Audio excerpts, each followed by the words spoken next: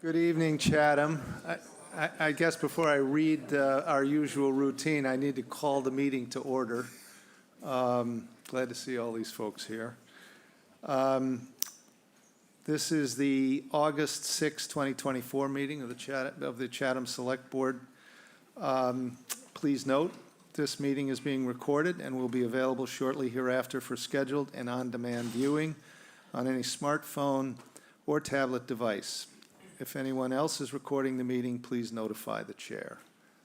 I don't see anybody telling me that they are, so I'll proceed. Pursuant to Governor Healy's March 29, 2023 signing of the Acts of 2023, extending certain COVID-19 measures adopted during the state of emergency, suspending certain provisions of the Open Meeting Law, General Law, Chapter 30A, Section 20, until March 31, 2025, this meeting of the Chatham Select Board is being conducted in person and via remote participation. Every effort will be made to ensure that the public can adequately access the proceedings as provided for in the order. A reminder that persons who would like to listen to this meeting while in progress may do so by calling the phone number 1-508-945-4410, conference ID 203-386-491#, or join the meeting online via Microsoft Teams through the link in the posted agenda. While this is a live broadcast and simulcast on Chatham TV, Xfinity Channel 1072, despite our best efforts, we may not be able to provide real-time access. We will post a record of this meeting on the town's website as soon as possible. First order of business is to establish a quorum. Select Board Member Metters. Present. Select Board Member Dykens. Present. Select Board Member Davis. Present. Select Board Member Shell is present, and Select Board Member Nicastro. Present. I will review briefly the agenda for this evening, which is a little bit lengthy. We have two sets of minutes. With the next item is public announcements and agenda requests. The third item is a report on Chatham Wells, PFAS, and drinking water testing and pumping update from our DPW Director, Mr. Faley. Then we will hear from our Barnstable County Assembly of Delegates Representative, Randy Potash, reporting on actions there. Next, we'll have public comments on the business agenda. I will identify, I'm going to rearrange the agenda to put the Bridge Street discussion number 1 and the discussion of 127 Old Harbor Road number 2, and invite the public to join us in that discussion alongside of the board. I'm doing that because I think there's quite a crowd here. I suspect that you're not here to hear about applications for use of town property, so we'll try to get you in and out of here as quickly as we can. The first item will be the Bridge Street project update and considering a request by the Shellfish Advisory Committee for a special town meeting to fund the 90 Bridge Street project. The second item will be the 127 Old Harbor Road property update, which we'll get from our Housing and Sustainability Director, Gloria McPherson. And then we will proceed to consider a request to use town property and town roads for the Christmas stroll on Friday, December 13. Next, we'll be considering the use of town roads, a special one-day entertainment license and sale of goods on town property for the 20th annual Turkey Trot in November. Next, we'll consider an application for a new common victualler, I never can say that right, license from J Bar at 400 Main Street. Next, we will consider an application for another new common victualler license from Chillers at 22A Barnhill Road. Next, we will consider a special one-day alcohol permit where the sidewalk ends bookstore. Next, we will consider use of town property, alcohol on town property, and a special one-day alcohol license for Broadreach Healthcare's employee appreciation event in September. And then finally, we will, I'm sorry, not finally, next is a Clean Water Trusting Finance Agreement approval, which will be staffed by our Director of Finance, Carrie Mazarol. Next, we will vote to sign the state primary warrant. And finally, we have 11 sets of appointments and reappointments to town boards, commissions, and committees. So with that, I will invite comments on the June 25, 2024 minutes. Motion to approve. Second. Any comments? Yeah, Dean? Thank you, Mr. Chairman. Just two on page 5, second to last line. I think the first word orange should be yellow. That was the, you see that? I'm sorry, where is it, Dean? Second to last line on page 5. It says orange section represents option 2. It's actually the yellow section that represents 2. And then on page 6, second line, I did not check the video, but I'm a little puzzled. It says he discussed the potential to add a dedicated driveway for the condominium community. Was that what he was proposing? Okay, all right, then I have no edit on that. Thank you, Mr. Chairman. That's Any other comments? All those in favor, Mr. Metters. Aye. Mr. Dykens. Aye. Ms. Davis. Abstain. Mr. Shell says aye, and Mr. Nacastro. Aye. I will invite a motion on the minutes of July 23, Move the minutes. 2024. Second. Any comments? I gave the one to Kathy. It's just a rearrangement of the, on pages 12 and 13. I actually made the motion to nominate or appoint Mr.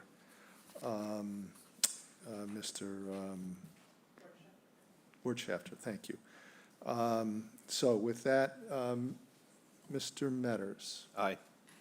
Mr. Dykens. Aye. Ms. Davis. Aye. Mr. Shell says aye, and Mr. Nacastro. Aye. Okay. Public announcements and agenda requests. Do we have any on the board? Mr. Nacastro.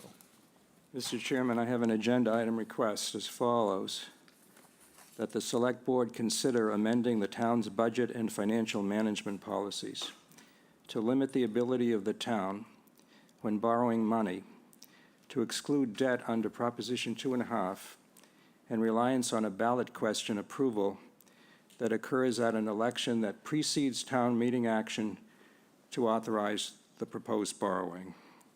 I will provide draft language when this is scheduled for Select Board consideration, and I invoke our 1-month policy that requires that it be placed on the agenda within 30 days. Thank you, Mr. Chairman. Okay, duly noted. Any others? From the, yes, sir? Just, if you wouldn't mind identifying yourself, please. Good evening. Bob Burns, 147 Lime Hill Road, Chatham. Permanent resident, and I'll be brief. Thank you for allowing me to come forward with a follow-up agenda item that I presented a few meetings ago. The Lime Hill Group, along with the Summer Residents Advisory Committee, have continued to research our best policy practices for sewer grinder pump implementations. Our most recent focus has been around repairs and service by speaking with other towns who have had effective policies in place. As we all know from the Summer Advisory Committee, wastewater is their #1 agenda item for next Tuesday, August 13th, annual meeting. We trust their meeting will be successful with a well-thought-out recommendations on the grinder pump fairness issues. Now, 7 months after the January 16th, 2024 Select Board meeting, I am again requesting an agenda item for the Water and Sewer Advisory Committee to return to the Select Board Water Commissioners with the response to the remanded request board or Select Board request to revisit recommendations, and secondly, present an analysis of where more gravity connections could be installed in the master plan of the sewer system. Thank you. Thank you, Mr. Byrne. Anyone else in the audience here? Do we have anybody else online? I don't see anybody. No. Okay. Moving forward, the report on Chatham Wells PFAS and drinking water testing from Mr. Faley. Thank you, Mr. Chair. Good evening. Rob Faley, Director of Public Works. So our water and sewer, sorry, get that out of there.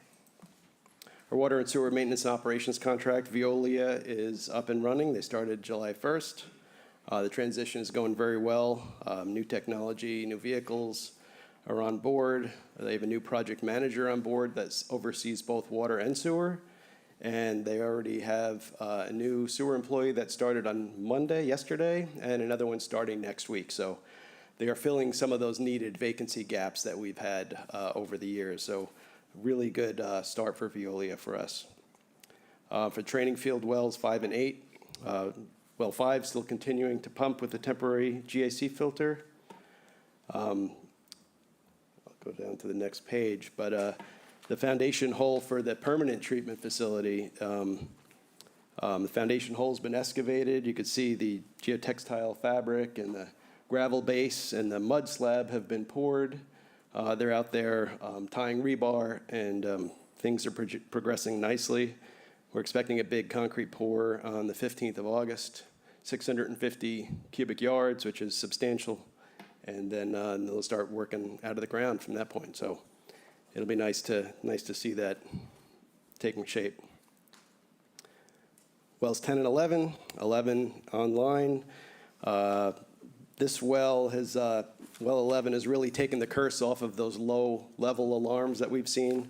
We're seeing them in the 70 plus foot range, like the high 70s. We haven't been below 80 this year. Even though we still hit low level alarms, they're not as severe as they have been in the past. So that's really good. I can't wait to get well 10 online as well. We've talked to town council whether we could possibly, without that conservation easement, activate that well, and it's not looking promising. So it looks like the Office of Energy and Environmental Affairs will not get to that easement language until sometime this fall. So we'll probably be sitting on well 10 until sometime this fall.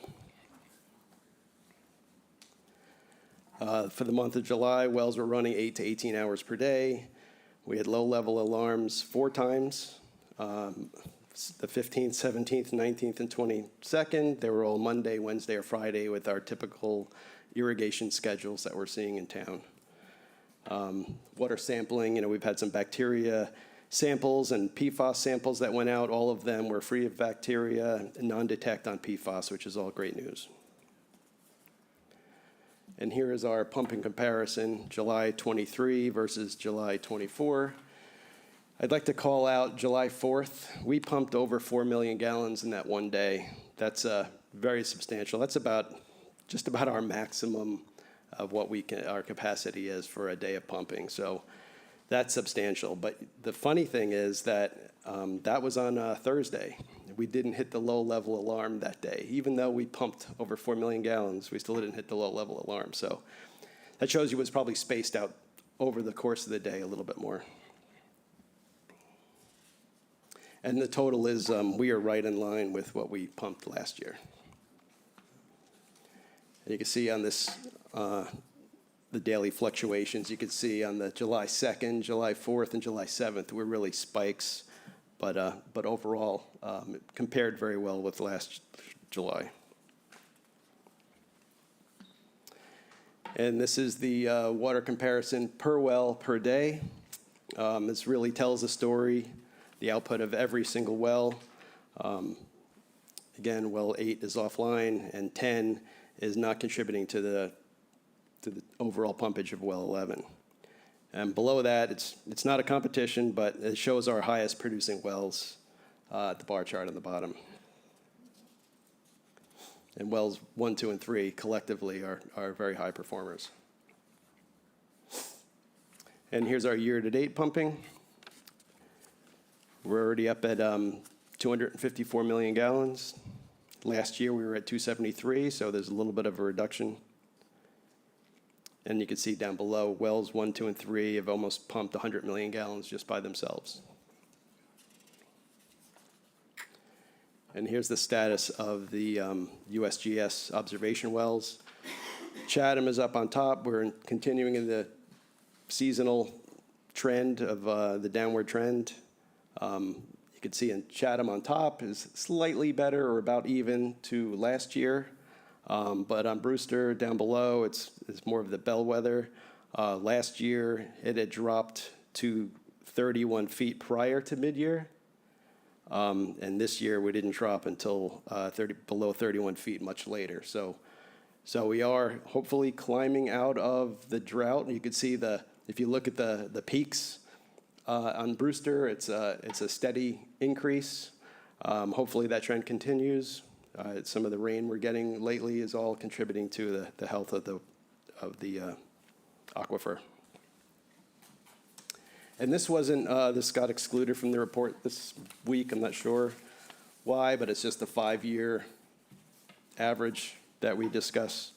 Again, we were right on line with last year, and we're slightly below average. And I think part of the totals, like the hours that we're using, you can see now well 11 is online. So it is kind of fluctuating, with the different wells that have been offline over the years. Now we're adding wells. So I don't know if the value on the bottom is as useful as it used to be, where it shows which wells were online and offline. And that's not in your report. It's only, I don't think it was included in your report, so it's only up here on the screen. So I apologize for that. But I'm happy to answer any questions. Sorry, it's a lot of data I threw at you in a short term. Michael, I just have one quick question. Go ahead. Yeah, what's the hang-up with the state and the easement? It's a fairly straightforward easement, is it Yeah, not? they It's just- provided the template. Yeah, so they just haven't reached for that folder, that file or whatever, but There's a it's large shame. backlog in that office. Yeah. And so they said before they even get a chance to look at it, it would be fall, sometime this fall. They really said that? Yeah. It's simple. Because I mean, I've been emailing them every other week and just to be a pain in the neck so they can get rid of me, but it hasn't worked. Well, we love these reports. I think they're great. They're comprehensive. The news this month for this report is excellent, I think, all around in terms of supply. And it's no surprise that we had a peak July 4th, seeing as how many people were here. But anyway, great report. It's all good. Thank you. So I'm just curious, if I look back at the monthly July to July 23 to 24, the total numbers are 81,682 for 23 and 81,654 for 24. When I look at this, the colored chart, they're not quite the same. Sometimes there are slight fluctuations because that is raw data, and then as the month progresses, it gets finalized, refined a little bit further. Okay. So I apologize. I mean, Was it off? it's not a big deal. I just was curious, that's all. Yeah, it's what, 20 or 30,000 gallons, which sounds like a lot No, of water, but it's not. It is immaterial. It is a pure matter of curiosity. Dean? Just one question, Rob. Thank you for the report. I share Mr. Dyken's compliments as well. On the water sampling, can you just tell us what is unregulated contaminant monitoring Rule 5? What is that? Is this a new test we're doing? That's for wells 10 and 11, because they're new, they're coming online, so those are required tests that we need to go through to make sure that healthy systems, basically. All right, thank you. No questions. Okay, thanks very much, Rob. Okay, thank you. Good report. Okay, moving right along to the report from our delegate to the Cape Cod Assembly of Delegates, Randy Potash. I'll get it right one of these days. mother-in-law calls it potash, so I'll stick with that. So, thank you for having me. I want to tell you some things about the Assembly that I'd like you to hear from me first. So, just for anybody that's not familiar with Barnstable County government, 15 towns, 15 delegates. I'm the Chatham delegate. I'm also the deputy speaker, and I am the chair of the Public Services Committee, which I will get to in a few minutes with regard to the dredge. So what's new? Our budget has been finalized, of course, and we're in fiscal 2025 now, and we have all level services.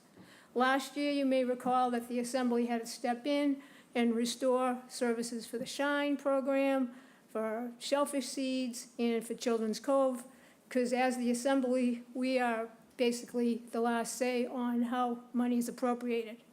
So that's what we do, and we like to focus on services to make sure that they remain exemplary and, at the very least, functional.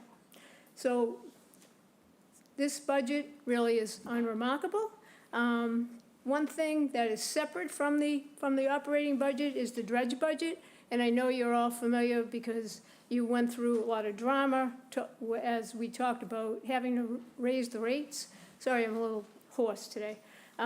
So as your Public Services Chair, I've taken a special interest in the dredge, especially because I'm from Chatham, and I've attended 2 years' worth of meetings with the Dredge Advisory Committee. We also have meetings at the Assembly about the dredge because we are responsible for the rates. So you can thank us and blame us, whatever you choose, but the rates used to be 75% discounted for the towns. That was not working because we couldn't pay our bills. It is a enterprise fund, so it wasn't working out at a 75% discount. The rates are much higher now, but it's still a 50% discount. And we considered that to be, a success story because the dredge is very functional now. We also got a lot of ARPA funds, and it's got all kinds of new parts, and I think it's going to go well going forward. It is more expensive, but everybody probably can agree that we need it for beach nourishment and to keep all the channels open. So we're proud of the dredge program, and we hope that you are too. So another thing that I've been busy with, I gave you a be on the lookout last time that there'd be a ballot question, and there will be a ballot question in November, and it's asking the public of Barnstable County to allow the Assembly to amend some of the charter. Now, it's not a big charter change because we couldn't have done that through a simple amendment. It passed muster with KP Law and with the state, and we knew it would. I tried to sort of impart that last time because it was very simple changes that just really are language changes and clarifications, no real functional changes. So we look forward to having people vote yes on the ballot question that you'll see. Doesn't cost any money, and in the long run, it probably will save you money because the lawyers like nothing more than obfuscation, and we're trying to clear up some of that. And I was a little surprised that KP Law didn't find something wrong with it, but they did not. So there's that. Let's see what else. We have a new county administrator starting in September, and his name is Michael Dutton. He comes from Bridgewater. He's presently the administrator, town manager in Bridgewater, and he starts in September. He seems nice. I've had a couple of little exchanges with him. I've not met him in person yet, but I plan to because Beth Albert is retiring. Also, we have 3 delegates that are not coming back out of the 15, and they're people that you probably know. Mary Chafee from Brewster is not returning. Pat Princey, our speaker, is not returning, and both of these delegates have been on for over a decade. And also George Slade from Bourne. So we're going to get some new people, and we look forward to that. Let's see. Anything else new? So one other thing, Sean O'Brien retired. You've probably heard his name over the years. I think most notable for Sean was during the pandemic, he set up a drive-through at Cape Cod Community College for COVID testing, and the governor came down and used Sean's plan as a model for the rest of the state. So we're gonna miss Sean. Everybody loves him, and he has not been replaced yet. And I think the county may take sort of a page out of your playbook and separate the Department of Environment and Health. I think you might have done something like that, and perhaps they're gonna have two people replace Sean, because both of those departments are so big. And I know besides the dredge, the town of Chatham depends on the health department. I hear raving reviews from Judith Giorgio about how she's in touch with the county health department basically on a daily basis. And obviously water testing in the environmental department is important as well. I think I'll stop now and see if you have any questions. Go ahead, Jeff. Thanks, Mike. I just I didn't want to leave folks with the notion that our lawyers are obfuscatory, but. Well, I'm an attorney, so I think I know you can get are, away with Randy, so that. so I'm going to allow the opportunity to spread some light, or shed some light, I should say, on what you're asking us to vote on when we go to the ballot. Sure. Just what specifically is the ballot question about? Thanks. So the ballot question is asking the voters, I brought a copy of it because I was one of the authors of it, asking them to approve amendments to the charter that codify what basically the Assembly does as we approve the budget every year. So, for example, there's a finance committee, and everybody depends on the finance committee to have meetings with every department and make recommendations to the full Assembly. There was some old language in there about an advisory committee, and that's actually the finance committee. And so it just clarifies that, and it defines it, and it puts it in an area of the charter with other definitions like that. So it clears that up. And it also expressly authorizes any delegate or any county commissioner to put forward ordinances on any topic, because the charter does not discriminate on its face about what ordinances could be put forward. But right now, there's some opinions that there are types of ordinances that cannot be put forward by the Assembly.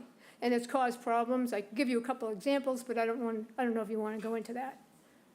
But that's a change. Well, it's just clarification. Okay, it's codifying what happens anyway. Yes. Okay. Well, what's supposed to happen. It's supposed to. Okay, thank you. Thank you. Is there, I'm sorry, Shereen, go ahead. No, I just wanted to thank you for the report, Randy, and give a shout out to Sean O'Brien. I worked with him during the COVID on Senator Sears' task force. He was a leader and did some really great work for the county, and I really appreciated his time. Yeah, thank you. Is there a structural plan for succession to the speakership, or is that an election after they elect the Assembly, or how does that work? Are you wondering if I'm going to be Speaker? Because I I'm might Deputy be, Speaker? yes, yeah, If my colleagues elect me, then I would be honored. So I am going to run again. This will be my 4th term. Yeah, so Okay. we'll see how it goes. You know, the 8 members of the Assembly will elect a new Speaker and a new Deputy Speaker. And I'd like to come back in January, maybe with Mr. Dutton. You think that's reasonable? And maybe bring one of the department heads to sort of enlighten you on more detail of what some of these big departments really do. And one of the topics could certainly be grinder pumps, because we have a 0 to 4% loan program that includes grinder pumps.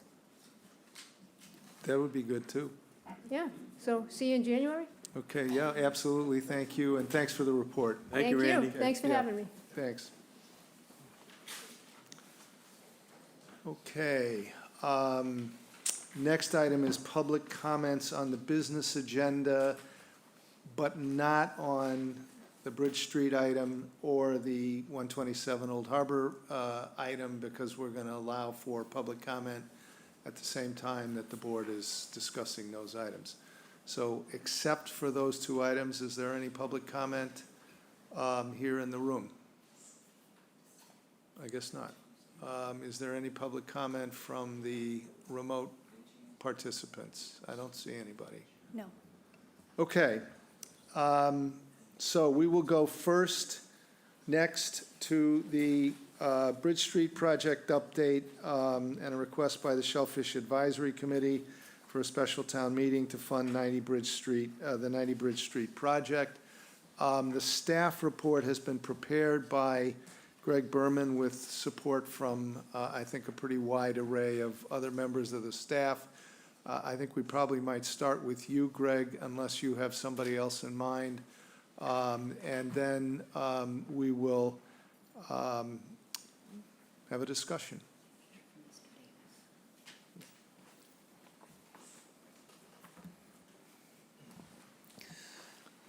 Thank you. Greg Berman, Director of Natural Resources here in Chatham. So we are here today because the Shellfish Advisory Committee came forward and requested a special town meeting for 90 Bridge and also to separate out 90 Bridge from the other projects within the previous attempted waterfront bond. So in addition to the Shellfish Advisory Committee, we also have the South Coastal Harbor Plan Committee, which recommended separating out 90 Bridge from the other projects. And while it wasn't a formal recommendation, when Finance Committee was looking at the original Article 18, 2 of the 3 no votes, much of their discussion had to do with too high of an amount and trying to reduce the number of projects. The idea of having 5 projects versus 1 project. So that's not necessarily another vote for separate article, but kind of support for it. So we did go request from town council guidance if the board were to look at doing a special town meeting. And our town council indicated that the previous ballot question would be appropriate to use for the potential upcoming special town meeting. So this is the 5 projects, phase 1 and 2 of 90 Bridge, that passed at ballot question number 2, but did not pass as Article 18 at the annual town meeting. If you take out the other 4 projects, we had presented $4.5 million for just the 90 Bridge.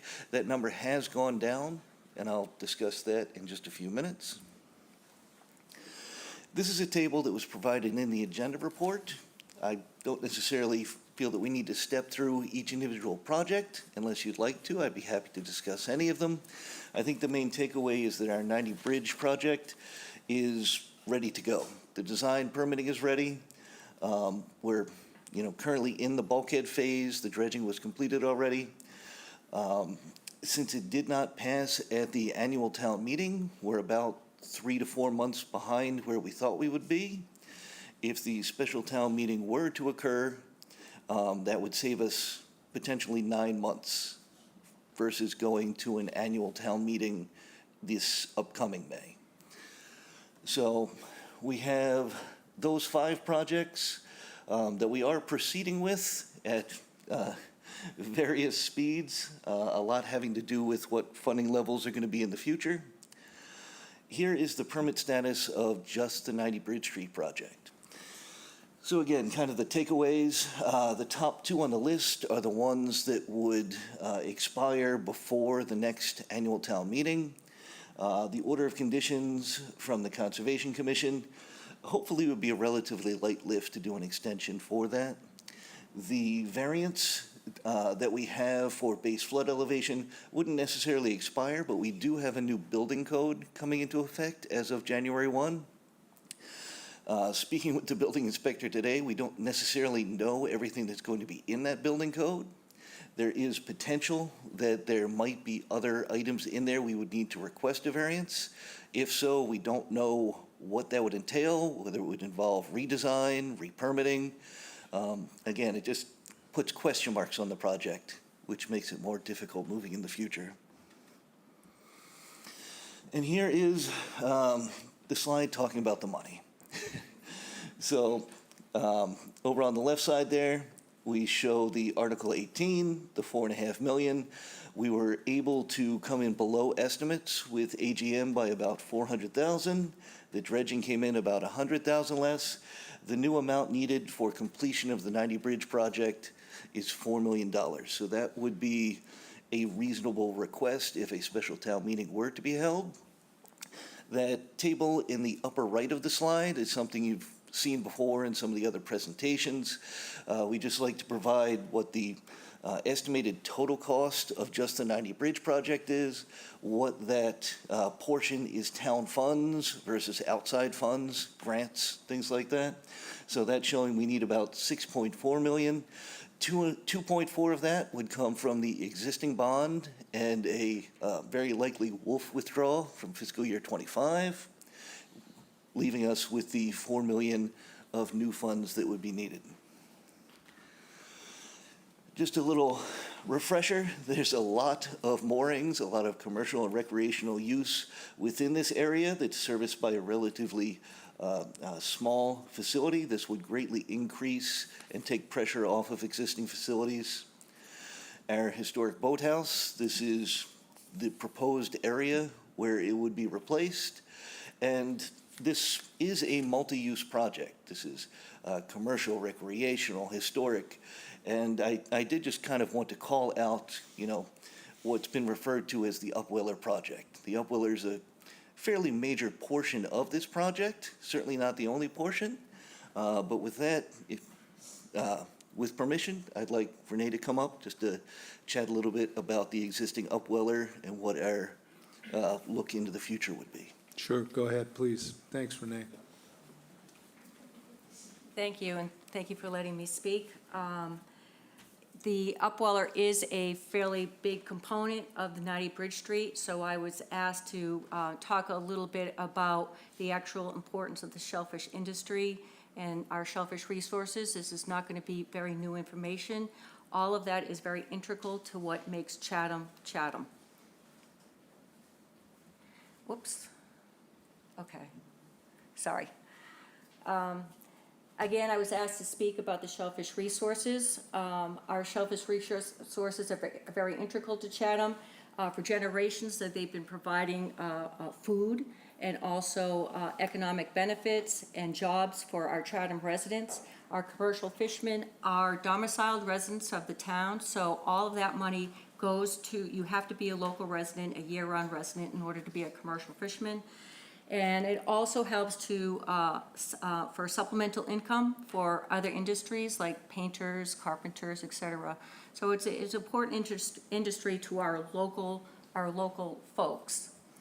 Our wild quahog fisheries is the largest landed fisheries in the state of Massachusetts.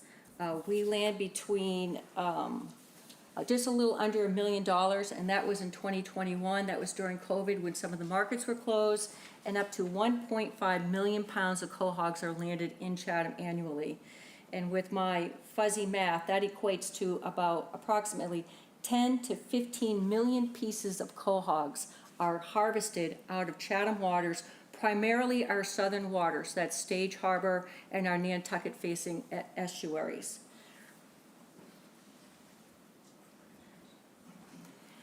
That also equates to the largest values, the most lucrative valued wild quahog fishery in the state of Massachusetts.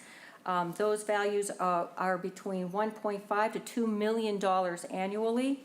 We do have other shellfish in town, so it's our total annual landings are between 2 to 4 million, but our quahog landings actually are more than half of those landings on an annual basis. Like, for example, this year we have a huge soft shell set. These numbers are going to be a little different next year, but for the most part, when a mussel set fails, when a soft shell clam set fails, everybody relies on the quahog. It's the backbone of our industry. It's the insurance policy of our industry. And I did want to add one more element, And this is the multiplier effect. And I actually got this from the Cape Cod Commercial Fishermen's Association pamphlet. And this talks about the economic benefits of an industry. And primarily for them, it's the finfish industry. For us, it's shellfish. And this incorporates the people who sell the gear, the people who sell the engines, the people who fix the boats, the people who work in the restaurants, who work in the wholesale dealerships.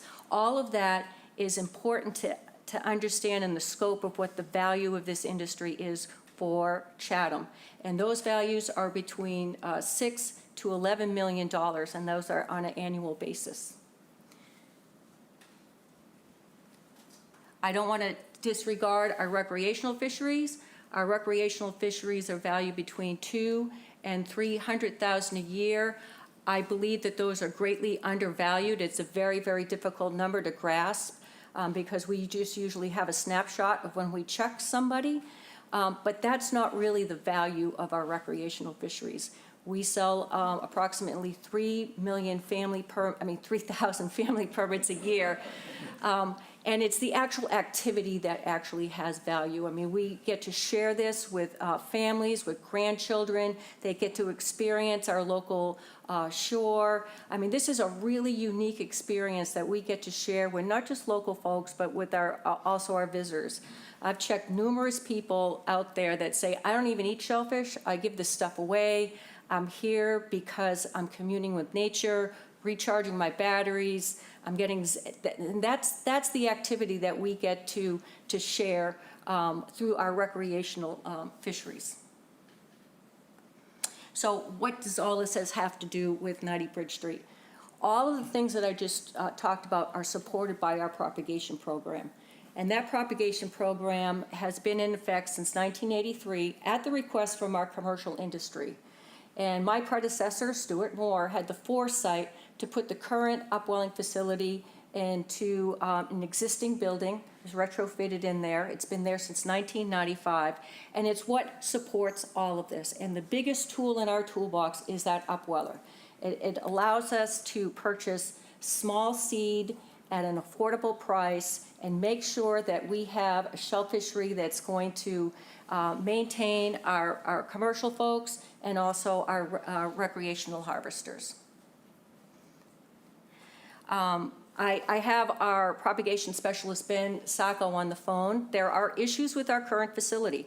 We patch that thing up every year. We try to our best to make it work. It's an old facility. There's also a lot of conflicting issues in the site that we're currently in. The new proposed facility is proposed to increase capacity and also to increase the capability of our growing size because it's going to be a new facility, more water going through the building, et cetera. I'm going to let Ben add something if you're on the line, Ben. Yeah, I'm here. Okay. If you want to just talk, yep. If you want to just talk about some of the issues that we're currently having and what the expectations for the new facility, that would be great. Thank you. Sure. Yeah, so like that slide was saying, we've had some recent near misses. You know, it's a very busy area. People are launching boats all the time. People are offloading fish. People are gassing up their boats. And there's been oil and gas in the water numerous times, and those pumps are right there at the end of the dock. So if it goes into the water right near where those pumps are, it's coming into the building. So I've gone into the building a few times, and I've just seen a sheen of oil or gas up in the silos. It's floating above the quahogs or oysters that are in there. So we always hope that they're okay. But, you know, if there was a substantial spill, we could have some issues there. And the same issue arises if people are cleaning their boats with harsh chemicals out there. You know, if they're using acid wash on their boats to get that scum off or something, the pumps are going to suck that in. So it's just a proximity thing with being in that very popular area. And the new facility, not to say these things couldn't happen there, but it's just further removed from those issues. So we're just it would separate us from a problem potentially. We would hope that it would make a difference. There's also the issue of the tanks, and I don't want to go into too much detail, there's Chatham TV has put together a great video about the upwell you could watch if you want some more detailed information about it. But the way the tanks are designed is one tank feeds the next. So all the food and the water that goes from one tank, or all the water in the top tank that goes into the bottom tank has already been eaten out of. So the clams or oysters in the bottom tank are getting leftover water that it doesn't have as good of food as the top. So we're getting less growth out of those bottom tanks than we do out of the top. And even with the tanks and the way that they are, the building is at capacity. I'm at capacity right now, and we're not even halfway through the growing season. There's no room to expand the tanks. There's no room to expand silos. We're stuck with what we have. So I have over 3 million animals in there right now, and I can't spread them out any thinner than I already have them. So I just have to get them to a size that I think is good enough to plant out in the field under a net and then get them out of there. And that's the only way I can give these other animals more space to grow. And I would like to get them bigger than they are, but I don't really have a choice in the current facility because there's just not enough space to spread them out. We also have power issues. That's not really the upweller's fault that we lose power so often, but just being in this building that we're in now, there's no room to expand. There's no room to install a generator. If we were to put in a transfer switch to have a portable generator, we'd be blocking like the road for the fishermen or the gas trucks to get in there and get down to the trap dock. So there's no real way to prevent to have a backup for if those pumps go off. We have a small trash pump now that we use, but it's not something that can sustain it in an extended outage. And just the new facility would be, it would have more capacity for shellfish as well. We'd be able to expand the program, and I would be able to get the animals bigger. So it would everything would grow better out in the field because of it's getting bigger in the upweller. And that new facility is going to be a lot easier to show people around. People, tourists, local people, everyone comes in there. They love to see what's going on. They always have a million questions. And getting up through that building, it's kind of tight in between the tanks. And there's a big step in the middle, and sometimes it's a little. I don't want to say dangerous, but I worry about it if there's elderly people coming through going down that step. So I just have to make sure that people are aware of their surroundings while they're in there. And this new facility will be a lot easier to show off and to explain to people rather than having people go down these tiny little corridors and pretty much yelling at them because it's hard to hear in there. We do a lot of repairs every winter just to try and keep what we have going. We did a few things this winter to try and fix up some issues we're having with 2 of the tanks, but I don't need to go into crazy detail about that. And we're always patching leaks and making sure the pipe fittings are all sealed and everything, so we're getting optimal flow. But there's always something that needs to be fixed, and we're always in there working on it. That's about all I got. I can take any questions too. Thank you, Ben. Thank you. I think we should maybe hear from Mr. Davis, who was the proponent originally, if you want to say anything before we open up the discussion. And I did just want to share with the Select Board that in addition to Renee and myself, we do have the Coastal Resource Director and Harbor Master here if you have any questions. Thanks, Greg. Mr. Davis?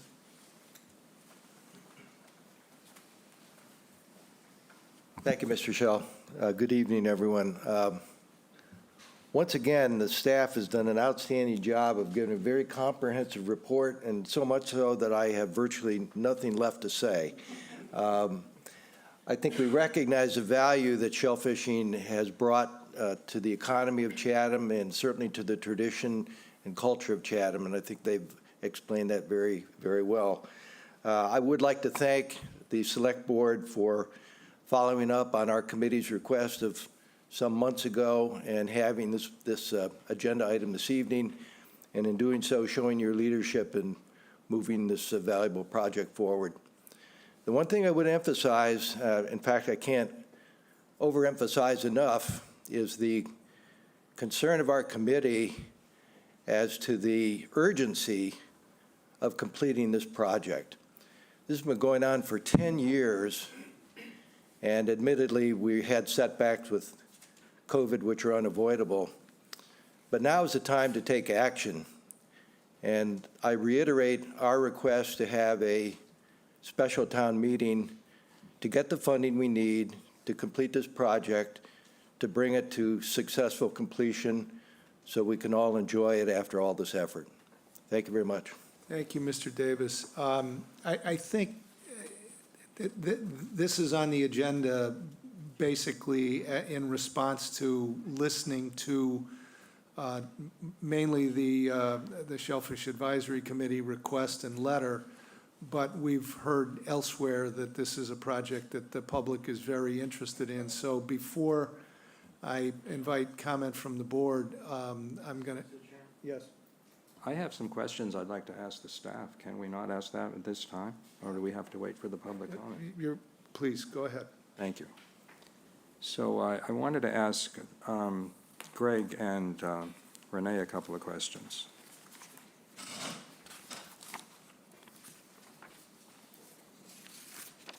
Let's start with Greg first, and I don't have many.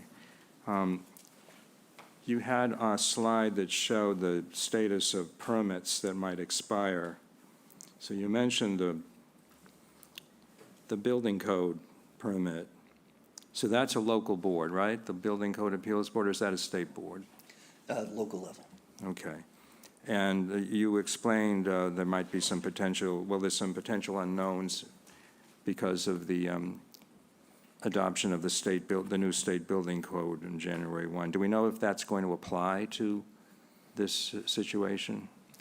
If we don't begin work before that date, then it would apply. It would apply, okay.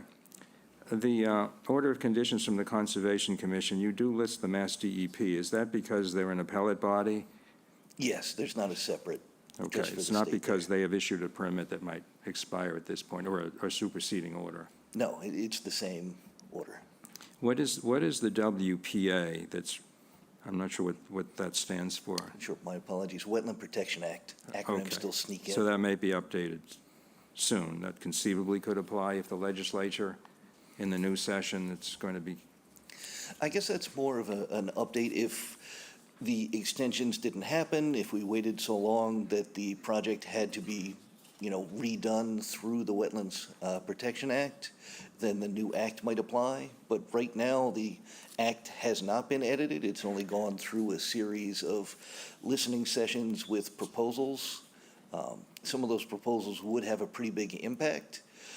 Hopefully, we wouldn't need to go through that. If the Conservation Commission were to allow up to 3 years of extensions, it probably would not come into play, but that is a, potential large danger if that did go into effect. and that would be something before the new legislature. I think the legislature has ended its session for this year, and they would have to start again after the elections in January. And just one last question for you. The boathouse is still up in Quincy. Do we know, maybe this is for Ted, is the boathouse ready to come down here, or is there still more work that needs to be done up there? Do we know? Ted's welcome to talk, but he and I have both chatted with Mr. Dougherty, and I believe he is, who may be here also. But it's my impression that they're anxiously awaiting when they can have the boathouse here so they're no longer paying storage fees. Okay. Well, it's been away a long time. I'm not sure 8 months delay is going to make a whole lot of difference, and Quincy's not a bad place for it to stay.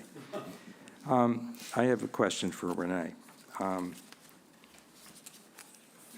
I fully support the value of the program. I support the project, by the way. I think I was on the Finance Committee when this property was acquired, and I was particularly concerned that it be not limited to a commercial, but that recreational use be a part of this project. So I don't have to be convinced about the importance of this program. What I have to be convinced about is why we should have a special town meeting in September versus letting this go to the annual town meeting as a separate project. So I just wanted to know, and I heard what your colleague has said about the various issues with the current upweller. But if we were to delay this for 8 months, I mean, is there serious injury that's going to happen to the program? You have a functioning upweller now. So I just wondered if you had any thoughts on that. Yeah, I mean, I don't want to be overly dramatic. I think that it's functional, and we maintain it, and we make it work. We do have all of the obstacles that Ben had made clear. You saw the suds in there. That was from people washing down their boats. So we are in proximity to, currently, to a lot of activity that could be impactful. But, you know, we work at the mercy of the town. So we're going to make work what we have work.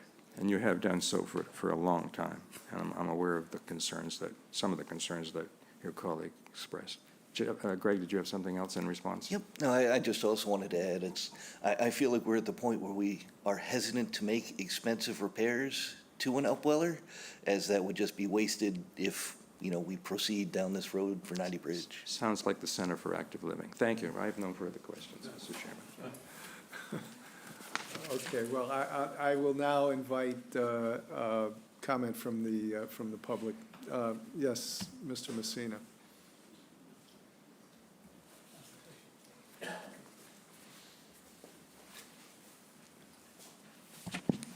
Hi, Frank Messina, 58 Island View Lane, South Chatham. It's interesting to hear how some people are waiting 10 years.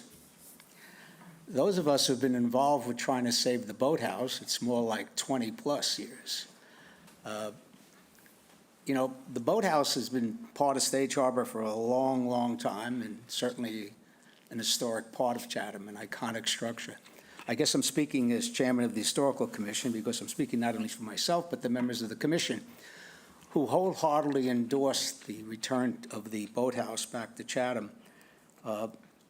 It's been waiting a long time, and I'm not sure how much more we can wait and how much longer the folks who are footing the bill to keep it where it is can continue to foot the bill before we bring it back to Chatham. It's time to bring it back from my perspective, from an historical preservation point of view. We've lost a lot of historic things in Chatham, given them away, Provincetown, Orleans, and this one I hope we don't lose. When we first started to try to bring it back to Chatham, or before we tried to stop it from being lost, as most of you know, we could have had the whole thing for nothing, for $1, and here we are, going to spend a lot of money to bring it back, but I think it's worthwhile to bring it back. And I hope you guys really seriously consider that issue. I can't speak to the issue of a special town meeting or not. That's for you to make the big decision. That's why you get paid so much money, okay? But let me speak to the issue of 90 Bridge Street. I kind of lived there from like May through October, working at a Stage Harbor, sailing a lot. And I've been watching it over the years as we've seen the first iteration of 90 Bridge Street, when we put the pier up and we got rid of the old shed there, and it's being used. It's a very popular place for the public. And not only for the public, for fishermen who use it to back up their boats, to sell the scallops in the appropriate time, and for the other fishermen who use it to repairs. I dropped my mast about 2 years ago, and we used the 90 Bridge Street as a very convenient place to do that. So it certainly has a lot of recreational uses and multifaceted uses within the community. As I said, I spend a lot of time there. I've watched the process, the dredging, the new bulkhead being put in, and those guys I think are doing a great job. So I really hope that you consider the historical preservation element in your consideration, as well as the shellfish. Not to denigrate the shellfishing, but I hope that we could bring it back to Chatham and make it again part of Stage Harbor. So thank you very much. Thank you, sir. Yes, ma'am. And then the gentleman with the hat, the pink hat. Pat Freeland, 74 Horizon Drive. I've been an enthusiastic recreational shell fishing person for over 40 years. One of the things that sold us on coming to Chatham was the wonderful access to water that we have for everyone and the abundance of shellfish. The commercial value of our shellfish industry is unchallenged. Our commercial shellfish men and women deserve the security of having future animals for them to propagate and have available. You have heard the data given by the staff, and it's very accurate. Renee says that they work at the mercy of the town, but they are working at the mercy of good luck, duct tape, and creativity. And whether or not that holds up for the future is going to be a big concern for us. I joined the Shellfish Advisory Committee in 2017. At that point, that was already a discussion about what we needed to do to improve the upweller. And 90 Bridge Street became the goal. After much discussion with all the waterways groups and all kinds of discussion, finally, we got to be on the project list. The years went by, rightfully delayed, some might say, by the fish pier observation deck and the trap dock. Finally, our turn had come. In May of 22nd, things started to happen. We have secured the boathouse because of our good volunteers, and the dredging is complete. The bulkhead is in progress. Now is not the time to stop. Without the bond issue, support from the town meeting, we cannot go further with funding. We cannot continue to tempt fate. I live on a fixed income, but I feel that the minimal tax impact is worth it to perpetuate our shellfish population. We need to support our hardworking commercial men and women, plus the recreational bonus that so many enjoy. Please consider a town meeting to address this separately and to let people understand exactly what the impact is, because the duct tape and good luck can run out at any time, and that will be a disaster for our shellfish. Thank you. Thank you. Yes, sir. Go ahead.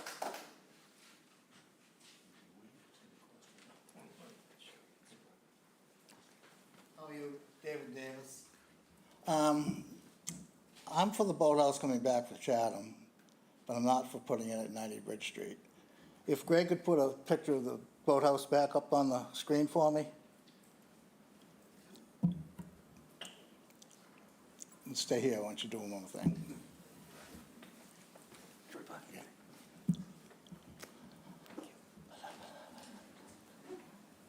Right there? Yeah. That doesn't look like it's gonna look. It really doesn't. If you've been here any amount of time, you'll know that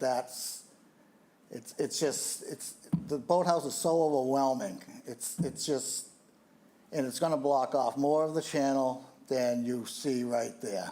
I just don't see that as being proper. So, with that, I just don't believe the boathouse should be there. I think that we should go with the, we were thinking of putting like a shanty-like building on there that made it look more Cape Cod-ish. The boathouse belongs in Chatham, but it doesn't belong on Bridge Street. One more, can you put the graph up that the money spent on the wall and the Little Mill Pond dock and Barn Hill. From yeah. the original bond proposed, or? Right. I think that might be the one, yes. No. Nope. Well, anyway, he had, go back, right here. He had money that was going into places like the Barn Hill bulkhead. There was WOOF money that was going into all of these figures right here. And he's added them in and made it look like it's bigger than what it, I mean, this is what we want to borrow, but the WOOF money already is out there being spent on this. So those aren't the true figures. The piers and floats, yeah, okay. It's the Little Mill Pond, that's WOOF money that's being spent there. That shouldn't even be in that figure right there. That's what I'm trying to say.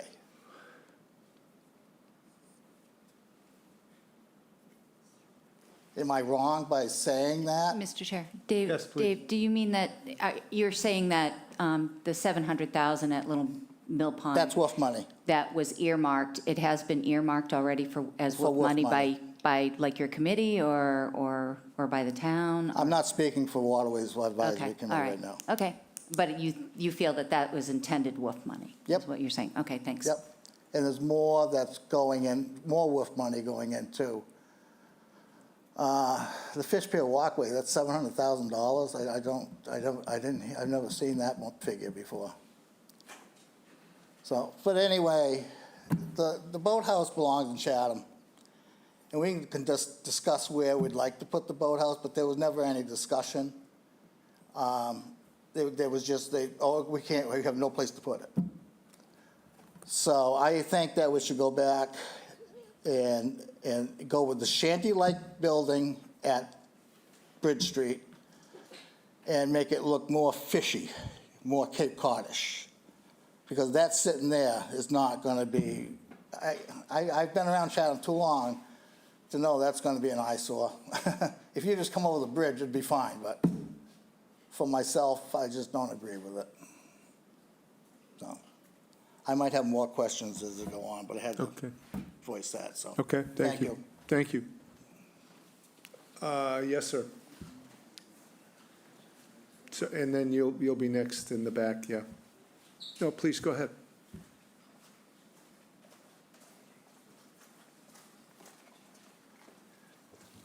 Tom King, 28 Sears Road, Chairman of the South Coastal Harbor Management Plan Committee. We've been following this project since the beginning, and we've been for it 100%. We were very dismayed at the last meeting that the bond didn't pass, because obviously we have other projects that are waiting in the same amount of problems that we have at Bridge Street in terms of getting them done. So just on behalf of the committee, just wanted to say that we're 100% for it. Thank you. Yes, sir.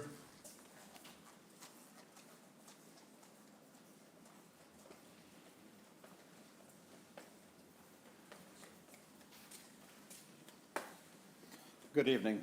Barry Greco, member of the Shellfish Advisory Committee, full-time shellfisherman, longtime resident. I'm just going to speak a little bit on, we have two kinds of fishermen in Chatham, finfish and shellfish. And I think if we decide how much money has been spent on the finfish in the last 20, 30 years, Fish Pier 1, Fish Pier 2. Elevators, walkways, stone wall on the way down to the pier. And how much has been spent on the shellfishermen in this town in the last 20, 30 years? I think it's pretty outrageous how I'm not going to say how we've been treated, but there's a lot of us, and we've paid a lot of taxes, and we've done a lot of things for Chatham. And I think it's time for this to go through ASAP.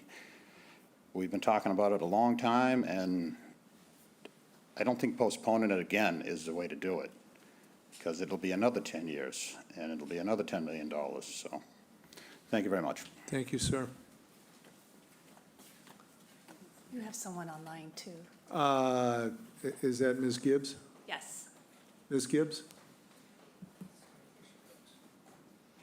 Yes, thank you. I had a question and a couple comments. I note that it says it's gone from 4.5 million requests to 4 million because of savings for dredging, et cetera, and the bids came in lower. But at the same town meeting, the town approved 350,000 of CPA preservation funds.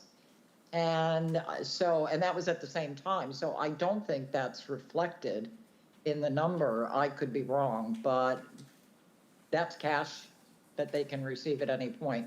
So wouldn't the number go down by 350? That's my question. I think, I'm sorry, I'm told, but I also remember that 350 was for the boathouse. Correct. But that's all included in this $8 million. That the 350 is to go towards the refinishing inside and outside. We approved 350 the year before and another 350 contingent upon it arriving. Why don't you go ahead and finish your questions, and then we'll let Mr. Berman. He had a chart that showed town money versus money from other sources. And I think the 350, indeed the whole 700 was in the other sources. But go ahead. Okay, and then secondly, I would agree with one of the prior speakers' comments. I think the renderings we've been shown are not to scale. That is a huge boathouse. When you look at the amount of parking that's going to be available, I think that tells the story. There aren't going to be very many spaces for people who are going to be dropping by and looking at it. I think it's unfortunate. I want the boathouse back, but I think it's the wrong spot. I think people are going to be shocked at the size of it, and it's going to totally block the view of probably one of the most beautiful views we have. And we're not even going to see the boathouse, really, because the entrance where the boats used to come in are on the other side. They're facing out to the water. So that's a comment. And then I guess this is a more general comment. I agree with Mr. Nicastro's request to consider a bylaw amendment where we do not take advantage of the loophole when town meeting rejects an article, and then because the ballot passed, because the people didn't know that little glitch in the system, that it can be brought back to a special town meeting. Something is important. This is $8 million the town is paying, you know, excluding grants. I think it makes town meeting irrelevant. People show up, they sit there for 3, 4, 5, 6, 7, 8 hours. And then, you know, they go on to do other things, and suddenly they find out it's back and they're out of town. I think it's unfortunate. I think that if we want to consider town meeting important, you should not be doing this. And those are my only comments. Thank you. Thank you. Anybody else here in the room?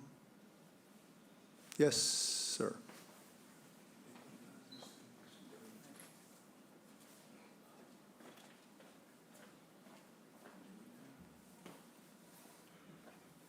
My name is Stephen Lowe. I live at 86 Plum Daffy Lane in West Chatham. I spent most of my career in risk management, advising all kinds of organizations about disasters, airplane crashes, train derailments, et cetera. And listening to the previous comments and the reports, which I thought were quite good, I was startled by the fact that the current upweller is a little bit precarious, and one can never know whether that the existing upweller will survive for another 3-5 years, or whether we might find ourselves, particularly the shellfishermen might find themselves in a situation where it fails for some reason, either because of pollution or because the pumps just quit or the building falls down, whatever might happen. And it bothers me because it's precarious, and I'm thinking through, well, what would it look like if the existing facility became abruptly unavailable, and the existing shellfish that were being grown there couldn't grow anymore, so all of a sudden we have no harvest to put out into the waters for both the commercial and the recreational people to avail themselves of. And I think that's a situation that we should sort of seriously think through. And I think it's the select board's area of responsibility to think through, well, that would be a disaster. It would certainly be a disaster. I think we can all agree on that. And I think it argues for trying to move this project forward and to do so expeditiously. Thank you. Thank you. Anybody else? Yeah, Mr. Doherty. Good evening, David Doherty, 1C Strandway, Chatham. As you may know, I'm the owner of the boathouse currently, which is in Quincy at Jay Cashman's yard. And a couple points I want to make. The rendering that was done by a gentleman for me is to scale. There's no question about it. If you look at the phone poles on the north side of Bridge Street, that gives you the height of the building, and they're comparable. So that is a scale drawing. Two, I looked at a lot of other places in Chatham to no avail. We looked at Harding's Beach, where they were in need of a new facilities for men and women out there. We looked at the Riders Cove. We looked at, I had a arrangement with Chatham Bars Inn abutting the fish pier that looked very promising, but that fell apart for various reasons. So all these people who wanted in Chatham, if they'd be glad to tell me where it could go, I'd be much appreciative. But it's not as though we haven't been looking. As we all know, this is 180 degrees on the compass from where it was, and I think it's the ideal spot for it, and it fills a pressing need here for the shellfish upwelling. And lastly, addressing the concerns about putting off another 8 months, I've lost 2 years anyway, and the meter's still running on the rent in Quincy. Another 8 months is a significant amount of money. Thank you. Thank you. Yeah, go ahead, Carrie. Corey, sorry. Don't worry, I haven't called worse. All right, a couple thoughts about this. First of all, support for the waterfront projects, 100%, I'm there. And actually, before I get into the special town meeting components, the boathouse storage element, and Dave, we've talked about this. There's a citizen that's come forth to me that if we so choose, is willing to store the boathouse in Chatham as of right now. I know there's a lot of logistics moving it down to a land location, and it's maybe not ideal, but there is at least an offer on the table if we so chose to exercise that. So, and Dave is aware of the individual who's made that offer. If we want to exercise that, that's on the table. The pressing issue is the special town meeting. So you got a couple thoughts on the special town meeting. One, it's basically 4 weeks away. I understand the urgency of trying to get this project moving forward. There's also a lot of urgency for the transfer station, Council on Aging. You could list a handful of other projects out there that citizens really would like to get done. From an equity issue, based on the 23 special town meeting, the cost of a special town meeting is pushing, well, September 23 cost $23,659 to hold a special town meeting. So it's not an insignificant number. So for our position, we got to be equitable. The biggest concern I have, I support the waterway projects, and I'm no fortune teller. I can't look into the crystal ball, but this is the feeling I have. I've spoken to enough other people to reinforce this position. I think from a strategic perspective, you push this through in September, it's gonna fail, which is not the outcome I'm looking for. I think you are misreading some of the concerns and opposition that is out there on this project.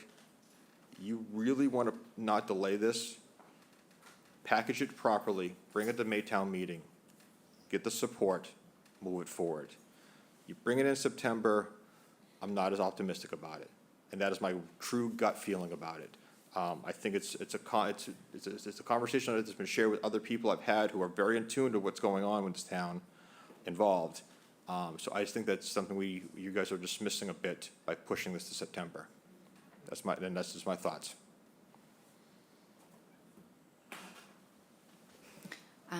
Thank you, Mr. Chair. And Corey, I could say the same thing about the amount of support that I've been hearing for this project to go forward as a special town meeting. I think it's a matter of who you're talking to at times. So, and there is a rationale behind that.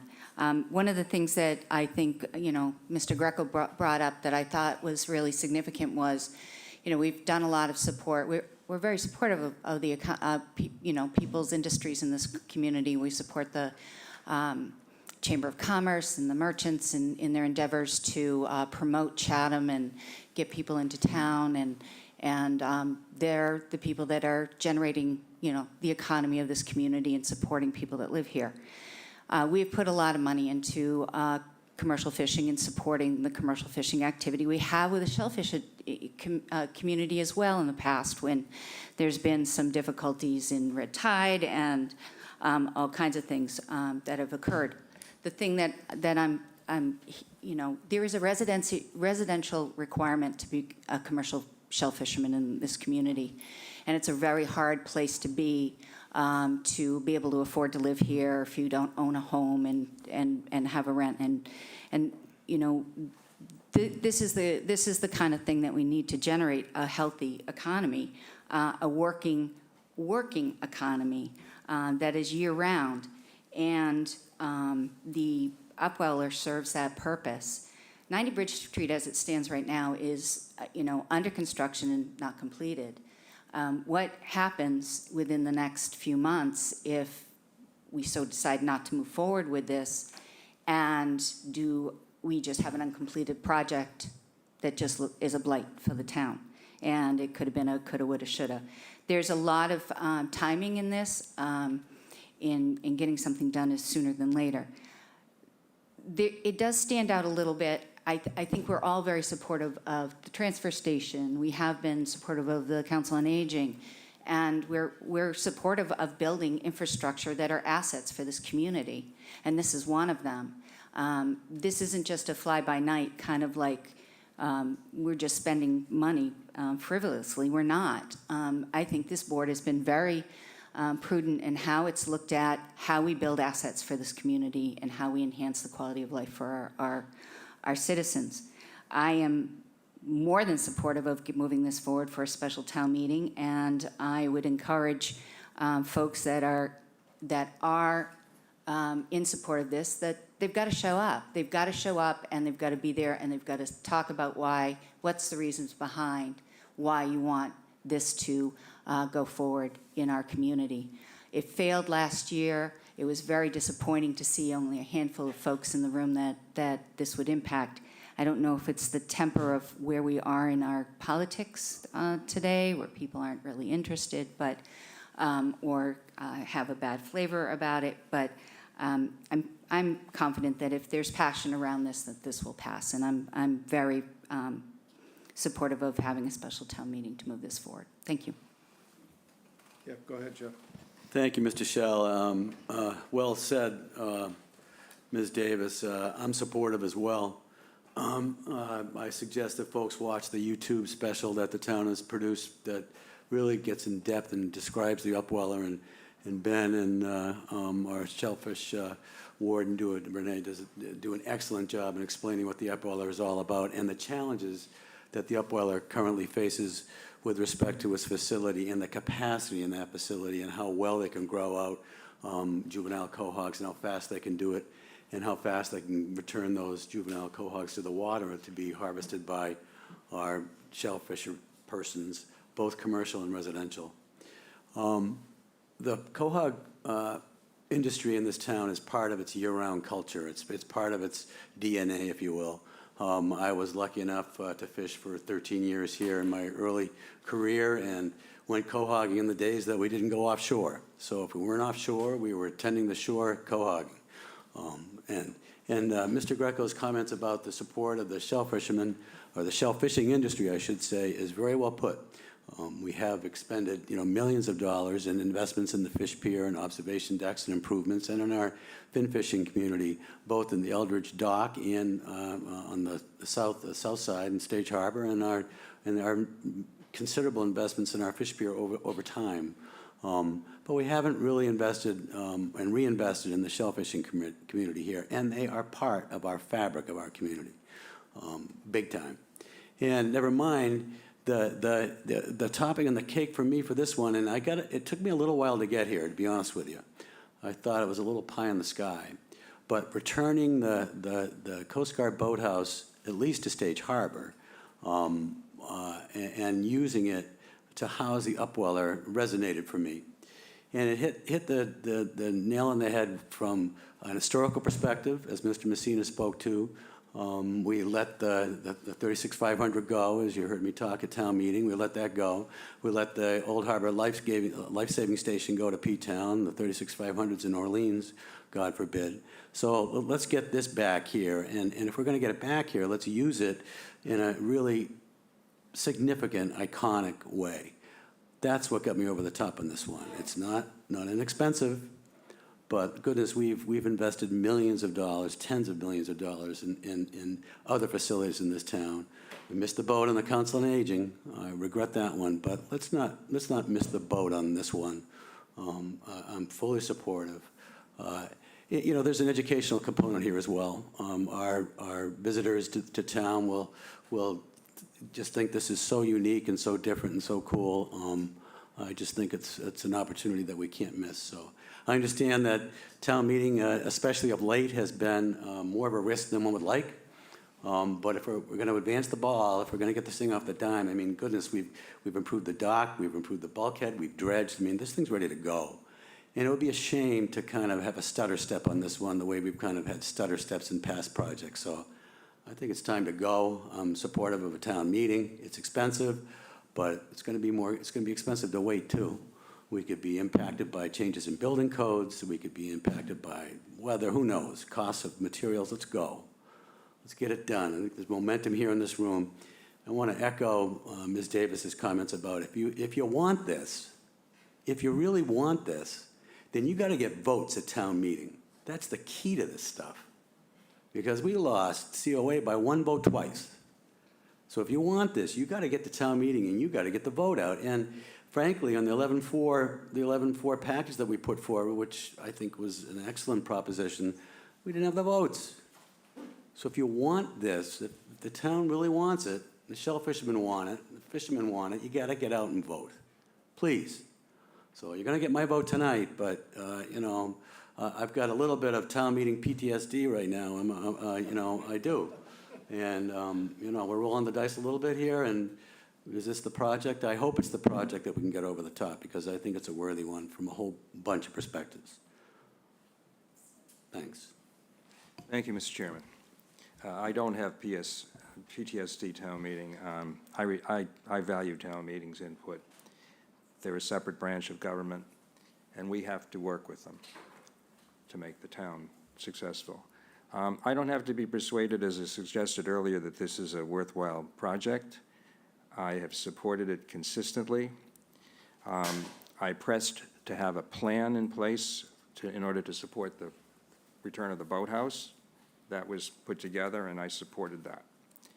And I commend our staff in the Natural Resources Department not only for the great work they do with the existing infrastructure, but for their excellent presentation tonight. But I'm not persuaded of the urgency of doing this now versus next May. Mr. Dykens just referenced the senior center and the loss by 1 vote back in May of 2023. So what did the select board do? We got an opinion from town council who said we could rely on the ballot question vote that occurred after that town meeting, so 3 days after that town meeting, and we could call a special town meeting. And we voted unanimously to call a special town meeting. But the difference was 1 vote. And I intimated that night that if the vote had gone the other way by 1 vote, I would have supported calling a special town meeting for the other side. And what happened at that special town meeting on September 18th, 2023? It lost by 100 votes because a lot of people were ticked at the select board using the device of relying on the previous ballot question. And as Mr. Metters suggested, that could very well happen again if we call a special town meeting. I had requested, and I appreciate the town manager and her staff putting forward the cost of conducting a special town meeting, which, as Mr. Metters indicated, was in the order of $23,000 to $24,000. I also had a conversation with the town manager last week about whether, if you're going to have a special town meeting, why don't you call a special town election and put the ballot question before the public again as a ballot question that's focused on this $4 million. And she explained to me that that would be extremely difficult right now because we have a presidential election, a state primary, and the town clerk's office is out straight handling that. So that's not feasible for me. I guess in the end, I just am not persuaded that this project has any more urgency than the other projects that we've talked about. I think it is, notwithstanding the town council, our new town council has advised that we could rely on this ballot vote that took place right after town meeting to support an authorization at a special town meeting. I just don't think it's good financial practice. That's why I proposed earlier that we consider amending our financial policies. Not to impose an absolute prohibition on it, but I think we shouldn't be using this mechanism to call special town meetings and relying on previous ballot successes, except in cases of fiscal emergencies or for housekeeping purposes. So I just don't think that's good government. And I will just add this, I suspect, I think I know which way the vote's going to go tonight. It's probably not hard to predict, but mine will be a no vote. That's the issue before us, whether we're going to call a special town meeting. But I will say that if there is to be a special town meeting, I hope that it is scheduled with enough lead time for the select board or members of the public by petition to add other articles to the warrant, out of considerations of fairness and efficiency. I don't think it should be rushed. I don't think we should have it as early as September 9th. Thank you, Mr. Chairman. Thank you. Mike, I just have one Yeah, no, quick go ahead, comment, if I could. please. Sure. Just to respond, I think, not so much as an end around on the ballot question, if you will, a passing and the vote at town meeting not passing. I think town meeting reacted negatively to the 11-4 because it was such a big number. That's what I heard after town meeting. A lot of folks came up to me and said, we would have voted for it if you had broken these projects out. The 11-4 was just too big a pill. We couldn't buy it. So I think the Shellfish Advisory Committee, is breaking out this project in a smaller amount to try to get it passed, because the 11-4 was just too much money. It's not an end around. I think they really want what they want, and I think the town needs it and deserves it. And I think the ask is much less, and I think it'll be more palatable to town meeting. Those are my thoughts. Thanks. Yeah. Everybody has psychoanalyzed town meeting. I'll have a go at it myself.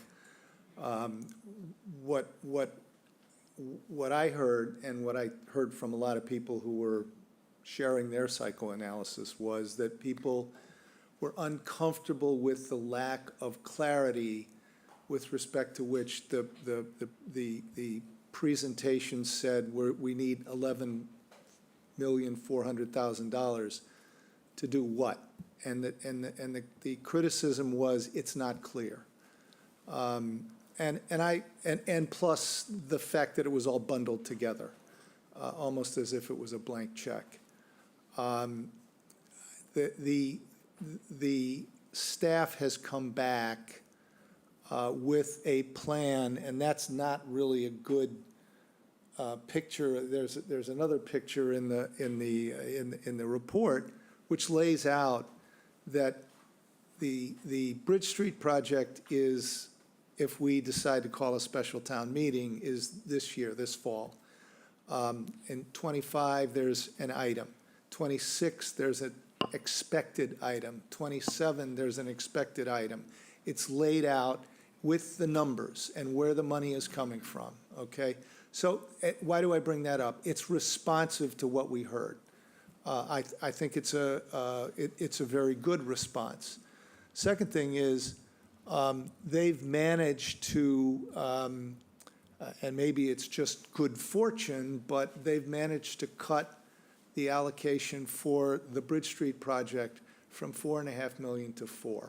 So to the extent that people want, call it value engineering, call it a sharper pencil, whatever, there is a response to that issue as well. The third thing is, I haven't heard, even around this table, even Mr. Davis, who doesn't seem to like this, his problem is with the boathouse. Nobody have I heard in principle who says, this is a terrible project. We shouldn't have started it. We should kill it now. We don't want to do it. I haven't, everybody sort of agrees that it's a good project, but they have some either tinkering they want to do with it or procedure that they're not happy with, and I'll get to that in a minute. But in principle, we seem to have a consensus in this entire town that this is a good project. So I have a hard time understanding why, I mean, if we flipped a coin and said it's either going to be September or October on the one hand, or May on the other hand, and it turns out to be May, fine, let's do it in May and be done with it. But if the project is, number one, in midstream, in need of money, at risk of being put at further risk with delay, I have a hard time understanding why there's an objection. $23,000, that's a good reason. That's a reason.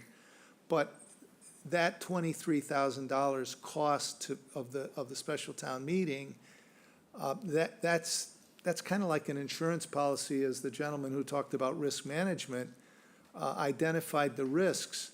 For $23,000, we get a little bit of an insurance policy against the things, the contingencies that might happen if we delay. That's how I analyze that. I come to the part that I really don't understand is that somebody would vote against it because they're unhappy that it came back. To me, first of all, we talk about it's a mechanism, legal opinions. The reason we got a legal opinion is because we didn't know the answer. The law is clear. This is not there's nothing, unusual or anything. The law says that you can do the election vote before or after. It doesn't matter, okay? So this is call it a mechanism if you like, but it is a procedure by which the town can accomplish something that, as I say, it seems to me everybody agrees we ought to be doing. The fact that it failed, by the way, it failed by 38 votes the first time, 38 votes. And there were only I think the number was 525 people at the meeting. We need more people at the meeting. To me, that's the answer. And I really, issues come back to legislative bodies all the time. They get changed, and people come back and they say, okay, you didn't like it the way it was the first time. How about this? That's all this is about to me. I don't see a reason. Nobody's trying to pull a fast one or anything. We're trying to get something done that, as I say, I think everybody wants to do. So most of this, I have to admit, and most of you probably know that anyway, the underlying pieces, other than the economics, the benefit to Chatham, the constituencies that are benefited, all of that I understand intuitively, but I don't know shellfish from finfish, to be very honest with you. I think this is a good project for a very important constituency of this town, and we ought to do it. And I don't think we should get caught up in, whether it's September or May or anything else. We have an opportunity. It's been re-engineered in a way that I believe is responsive to what you heard, what we heard. And as Mr. Dyken said, we just have to get to town meeting. We have to all come to town meeting and vote in favor of it. Unless you're not in favor of it, then you'll come and you'll vote against it. But I don't see any reason why more people are going to be in favor of this project if it waits until May. That doesn't make a lot of sense to me. So that's kind of where I am. Anything else? Should make a motion. Please. Okay. Mr. Chair, I move that we call a special town meeting at the request of this Shellfish Advisory Chair, and place the article specific to 90 Bridge Street on the warrant. I'm not doing this right, but am I getting it? Yeah, do fine. Okay. For a date specific in September or October. Yeah, I think the best thing to We have to do, determine a date. we do, but let's vote on the resolution unless it's material to you, Dean. No, I understand, I understand. I don't know whether you have to have the date in there or not. We do have to have the date in it, but I'd like to have a resolution that we have either a consensus or whatever we have, and then discuss the whole issue. There's a lot of logistics to the date, as you, by the way, have articulated, among Yeah, others. well, I have nothing further to add. I think that Ms. Davis has put a motion on to call a special town meeting for a date in September, October. I think you just pick the date, put that in the motion. I'm going to vote against it, but that's it, so. The amount should be in here as well, correct? 4 million? Yeah, 4 million. Yeah. Okay. So it's immaterial. All right, yeah, no, Jill, why don't you Excuse give us me. the information about the Would date, you the logistics? Want to take a vote whether to call a special town meeting or not? And then if it does pass, we can insert the dates of either sometime in September or October, or I'm not sure if the other board members feel that that date is going to be the primary factor for them voting whether to call it or not. Yeah, and that's where I was headed, and so let's make your motion to call a special meeting to seek authorization for $4 million appropriation to finish the Bridge Street project to be held either in September or October, and then we can come back and decide what the date is. So- When I say come back, I mean tonight. Yep, so moved. Second. All right, all those in favor, Mr. Nacastro? No. Mr. Shell says aye. Ms. Davis? Aye. Mr. Dykens? Aye. Mr. Metters? No. Okay, date. Do you want to speak to that, Jill? Sure. So, Mr. Chair, for a special town meeting, it requires a 14-day posting requirement. And when we inquired of the school where we normally have our special town meetings, there's some work being done on the gym, and the first available date would be Monday, September 9th. In talking to the town clerk about it as well, she was in favor of a date such as September 9th, but as long as it wasn't September 3rd, because that's the primary election. So September 9th for a town meeting is doable. Further, the complex at the school is open for every Monday, following Monday in September through October. And there's just a couple of dates just to be considerate of. There's a holiday on Monday, October 14th, and I'm presuming we would do it on a Monday. That's when we did their last special town meeting, so it would be a Monday at 6 p.m. And the only other constraint that I have is I'm not around for September 23rd, but that's something certainly the acting town manager can take care of. So essentially every day, Monday in September and October, except for October 14th because of the Columbus Indigenous Peoples holiday.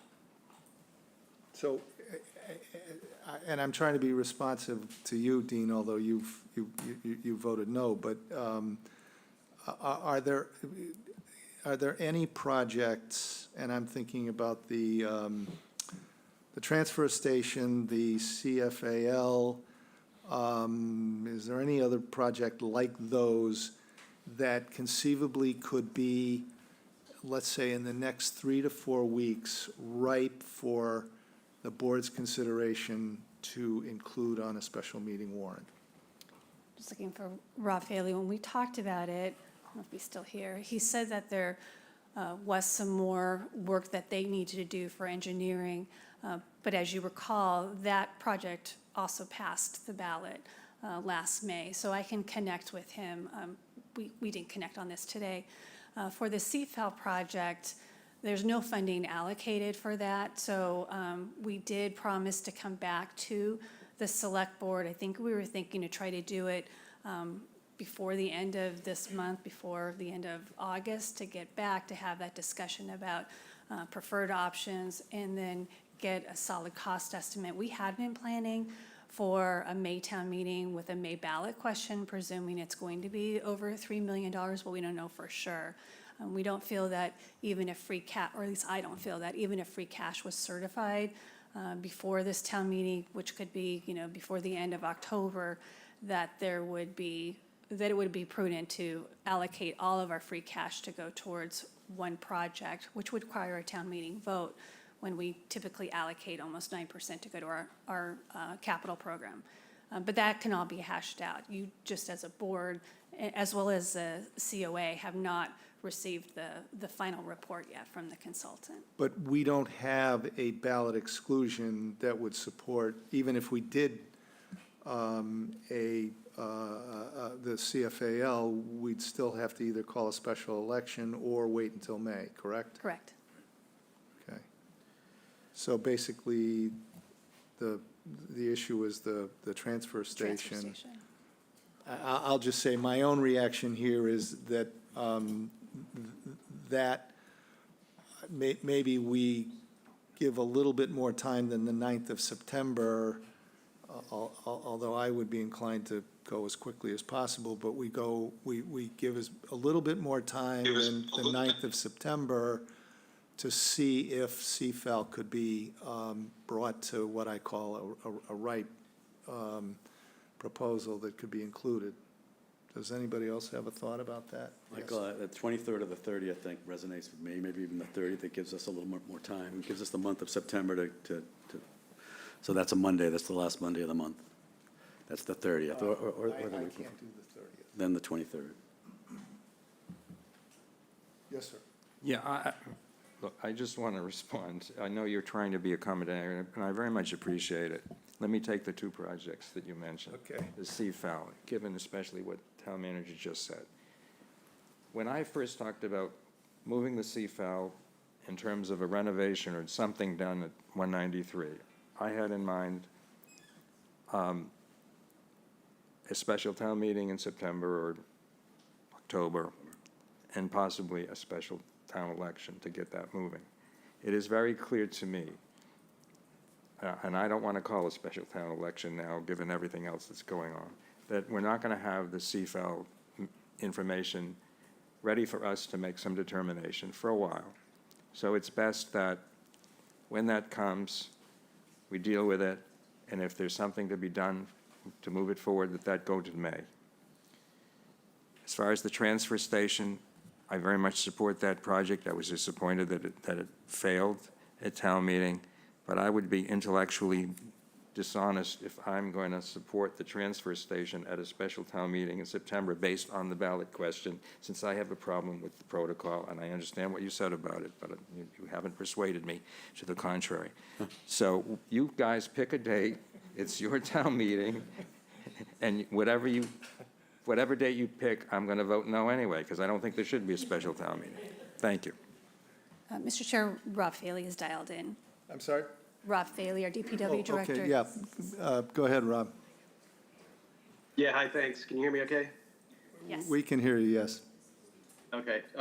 Yeah, so for the transfer station, we haven't broken ground yet. We're still navigating some of the change orders to bring some of the work that wasn't included in phase 2, that's the building, that was originally included in phase 1, just to bring like water service to the building.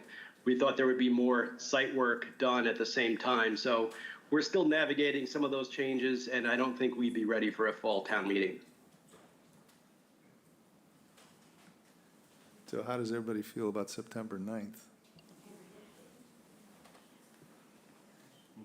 Bottom line, any date you throw out there is going to have an issue with somebody. We've learned that year after year after year. So you just got to pick a date and, I mean, Well, my concern of having a special town meeting is going to stand, whether it's the 9th, the 13th, the 20th, whatever. So I'll roll, you guys can roll with whatever date you want. My concern stands regardless of what date we throw it out there. If we're not going to have other issues, then I'll go the 9th or the 16th soon. I'm good. Does 16th work? Yes. 16th. Just be careful here.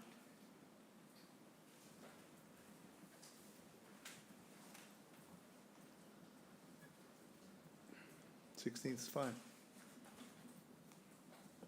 So I think we need a motion to, I move that we determine the special town meeting, that we vote to have the special town meeting on September 16th, 2024. Second. okay, all those in favor, Mr. Metters, No. Time? Yes, can we just, before the board takes this? Yeah, so, good point, good point. At 6 o'clock at the Monomoy Middle School Yes, auditorium. thank you. Second? Okay, Mr. Metters? No. Mr. Dykens? Aye. Ms. Davis? Aye. Mr. Shell says aye. Mr. Nacastro? No. Okay, and I take it that when we have the actual warrant article in front of us, we can place that and recommend it at that time? Yes, for your next select board meeting, we'll have a draft warrant for you. Okay. Okay, that takes care of that item. Next case. Moving right along. So now we'll move to the easier one.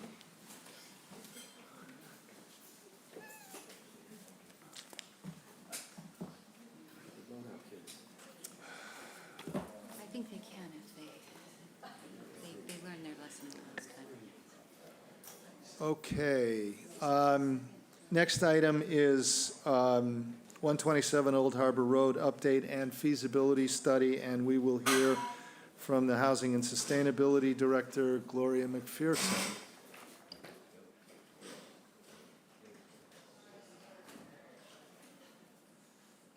It's interesting that housing cleared the room, so I don't know if that's a good thing or a bad thing. All right, very briefly, I laid out in my staff report multiple considerations that the select board members are going to have to consider and integrate in giving guidance to staff for how you potentially want to develop the property at 127 Old Harbor Road. The reason this decision is important to be made is because back in June of 2023, so over a year ago, you voted to do a feasibility study. You allocated some money, $50,000 from the town manager's C&E account to do that. We got super busy with the RFPs for Main Street and Meeting House Road.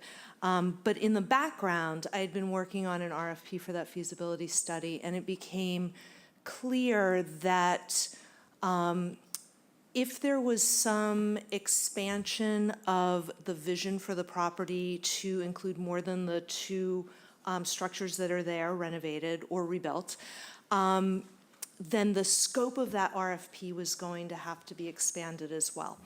And there was a little bit of ambiguity in the motion that was made back in June of ’23, where the feasibility study was for attainable housing and possibly affordable housing. So it wasn't, and yet at the same time, the board decided not to use any affordable housing trust funds because they didn't want to be locked into affordable.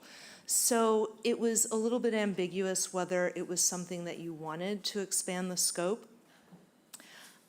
And I was, loath to do that without guidance from the board, especially because it will cost more money.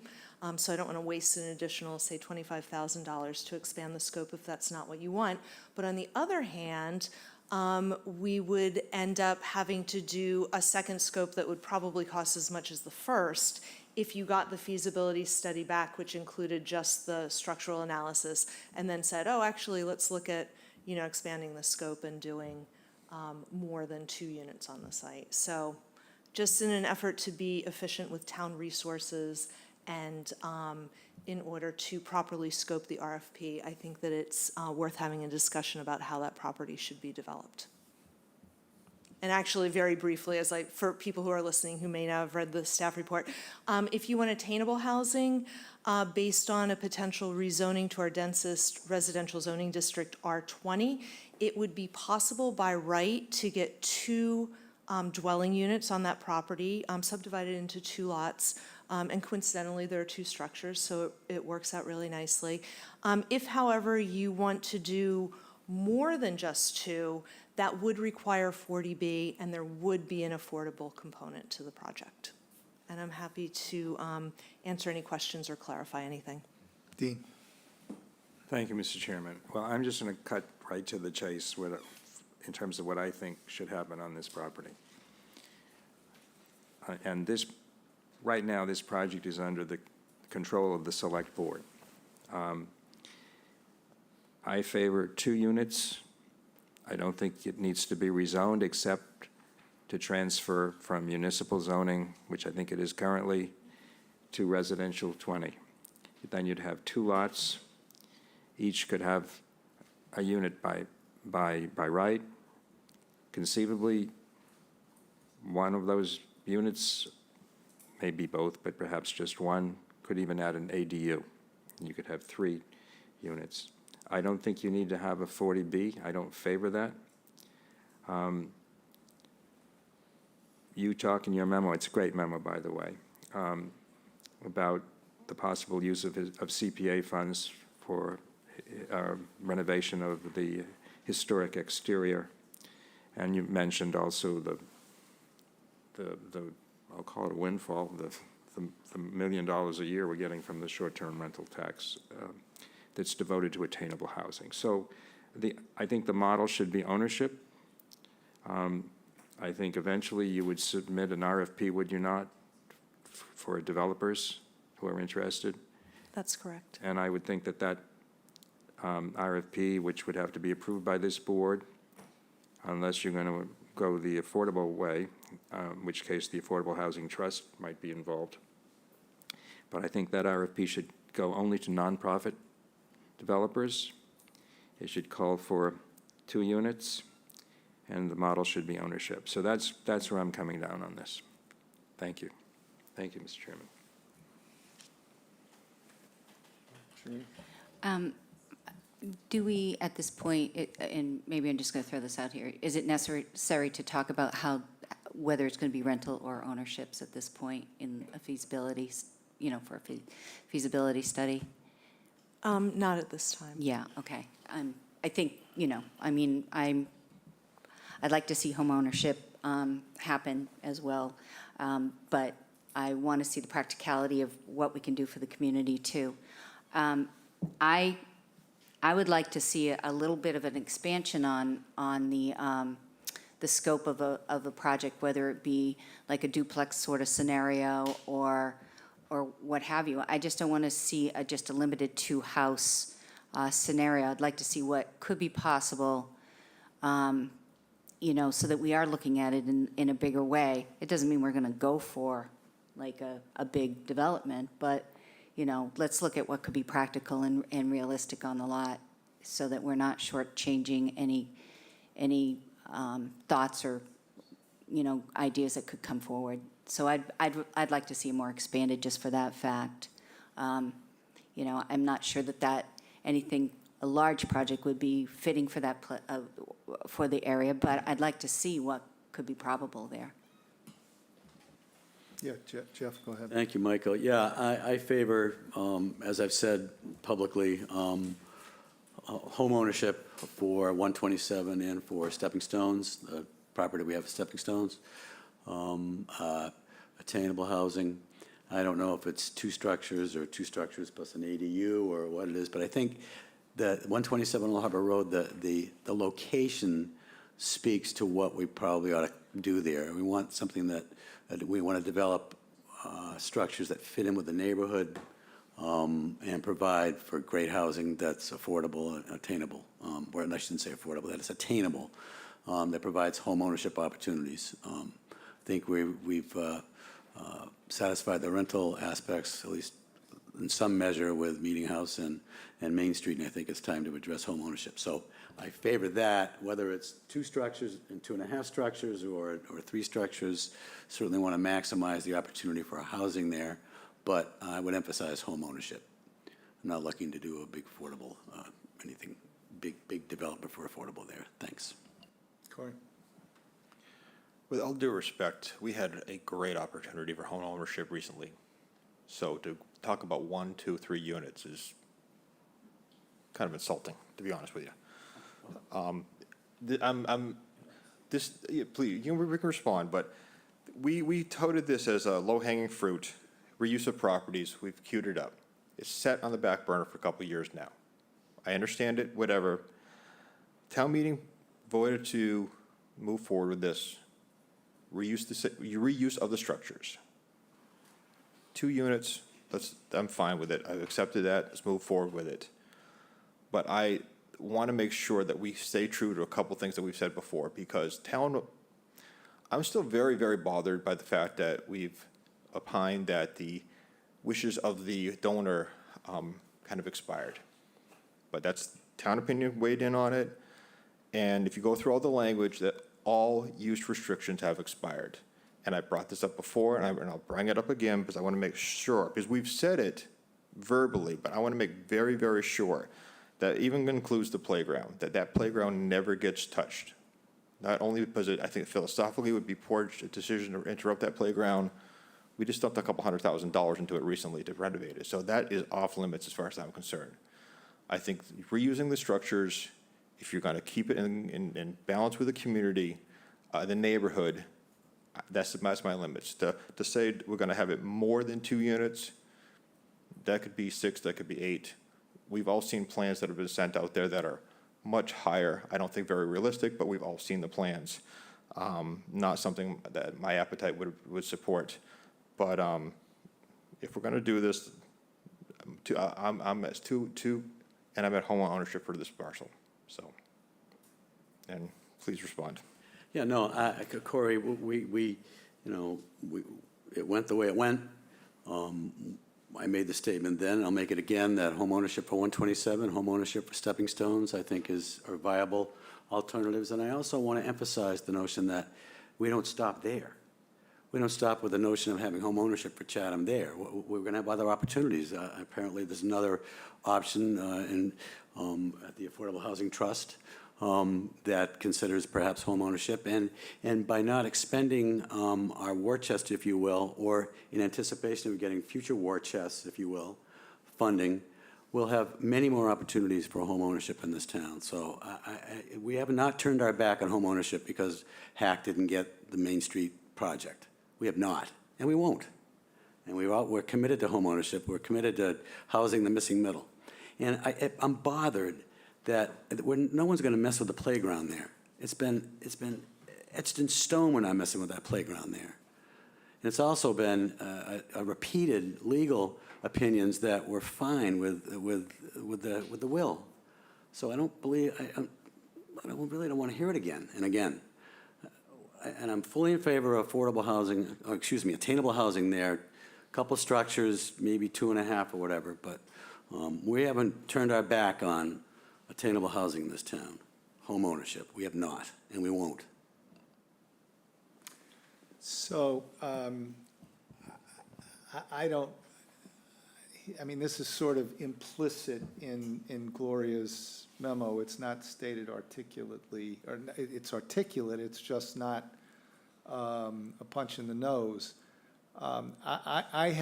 We have no investment of our own in that property. And I'm not really, we own it for nothing at this point. And I'm not, I don't think it's makes any sense to have a huge arm wrestling match over how many units you're going to put over there. I think there is pretty general consensus that is a place where you want to have homes that people own. I think the issue, which will come up sooner or later, and it's implicit in this question here about the RFP, is the number of units. And I'm not really interested in having a fight to get whatever the number is. We've seen plans, as Corey said, of 16. Mr. Levitt has submitted one that I don't remember the number. I think it's 12. That may or may not make sense, but I'm not looking to go to war over that. I think that we should find out whether those structures are viable. And I would really like to know whether some very modest expansion of density is possible. Jeff, you said, 2 plus an ADU, whatever it is. Why do I say that? I say that because you're going to put out an RFP and pick your number. It costs about $750,000 to build a unit. And that's a very, I'm just throwing a number at the wall. And if you're talking about attainable, you're talking about something less than 200% AMI, the town is going to have to underwrite that. The town is going to have to subsidize that. And again, I'm just throwing numbers at the wall, but my expectation is with 2 or 3 units, you're going to be spending a lot of money to create 2 or 3 ownership units, which don't really do a lot for our housing problem. I mean, it will improve the situation and the use of the property, but I think there's a larger opportunity there that I don't see the political will to pursue. So I'm a little surprised that it costs $50,000 to find out whether those 2 structures are, structurally sound, and for another 25, we can have a whole design of multiple housing units on that property. But I accept that if that's what it is. I'm just not particularly anxious to go to war over that. So, yes, sir. I just wanted, and you touched on what I was going to ask. What is this RFP going to produce? Because I thought that the building inspector and the health department went through that building and those buildings. So we did a staff walkthrough. The RFP is for, there's a couple components to it. So structural analysis, because even though we walked through, we didn't do like a structural analysis. The building commissioner is not going to do that. So it's going to be a structural analysis. It's also going to be an analysis of, and this is probably more applicable to the barn structure, whether that is suitable for redevelopment into housing. It could be that it doesn't work for whatever reason. Another component of this is that if there are structural deficiencies, the RFP that's been drafted also asks the consultant to do, and I'm assuming you guys want this especially for the house, to do drawings so that if need be, we can recreate the house. Well, let me ask a question that might be crazy. I mean, could the town not put out an RFP to developers and say, we have this lot here, it's got 2 structures on it, we're interested in putting, for the sake of argument, 2 units, what can you do for us? I think that you could potentially do that. If it's decided that the property only is going to be developed with 2, it's possible that you can put out an RFP where you ask the consultants to do their own due diligence and come up with a proposal, whether it's to renovate, demo and rebuild, or demo and build something totally different for both of those structures. Well, I think that's something we ought to think about. So, thank you. Go ahead, Mr. Oppenheim.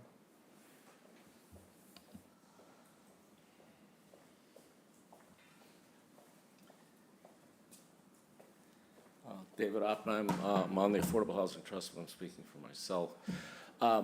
Although we're scheduled at our next meeting, Affordable Housing Trust, to discuss several of the properties that are available. 127, I think, stepping stones, just to see what we think or what approach we might like to have, knowing that the Board of Selectmen has what jurisdictions, I won't get into that. I think spending $50,000 to do a structural analysis property is absolutely stupid, waste of money. It's foolishness. You can walk through the things and say, well, if you increase the beams here, to do all that when you don't even know what you're going to do makes absolutely no sense to me. What makes more sense is to put an RFP for a proposal for the usage of the property, and in some cases, I mean, with the last process we went through, whether you liked the result or you didn't, we saw some very creative ideas that were proposed by people that know what they're doing.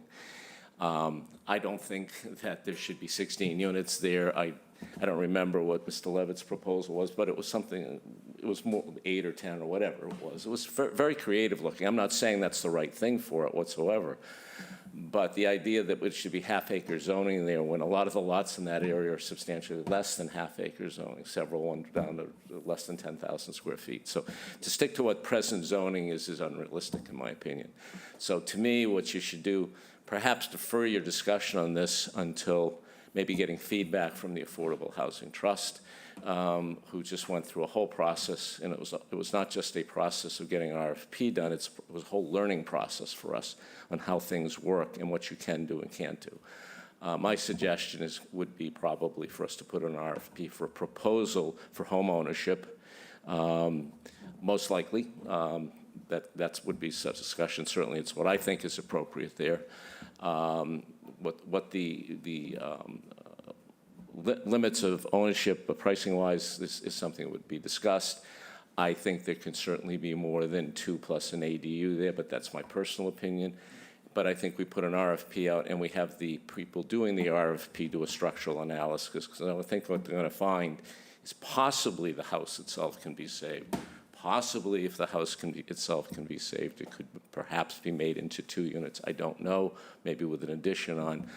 I would be really surprised if anybody thinks that the shed is appropriate to be cost-effectively redone into a house where it would be much easier just to build new. And maybe that could be something that would be even more attractive than that, quite frankly, shed that's there. Maybe you could do something that mimics the main house. I think somebody that knows what they're doing, some of these architects that we've seen will have very creative ideas. It's a great location. It's a terrific location. So I would suggest that you defer this and get more input before you make a decision, and absolutely not spend $50,000 for somebody to tell you what anybody can do walking in there and tell you this property's in trouble and needs a hell of a lot of work. Thank you. Thank you. Mr. Levitt?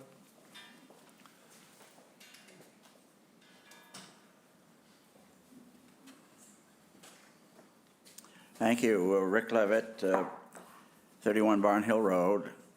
I agree with David. This is an outstanding, exceptional opportunity to show the town what we can do to provide the housing that this community needs. Phil Richardson, George Myers, and I provided you with a concept plan, and we can put it up on the screen if you would allow that. If you can put it up, go ahead. Can we put that up?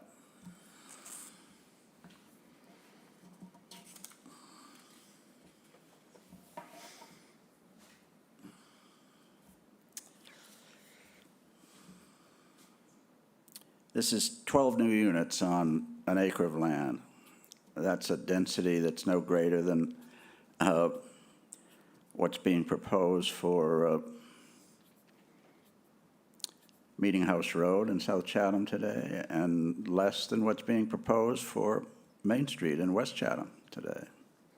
An acre of land can take 12 units. That's how we will solve Chatham's unrelenting housing crisis. We have to build smaller homes on small lots so they can be affordable for people who, well, what kind of people?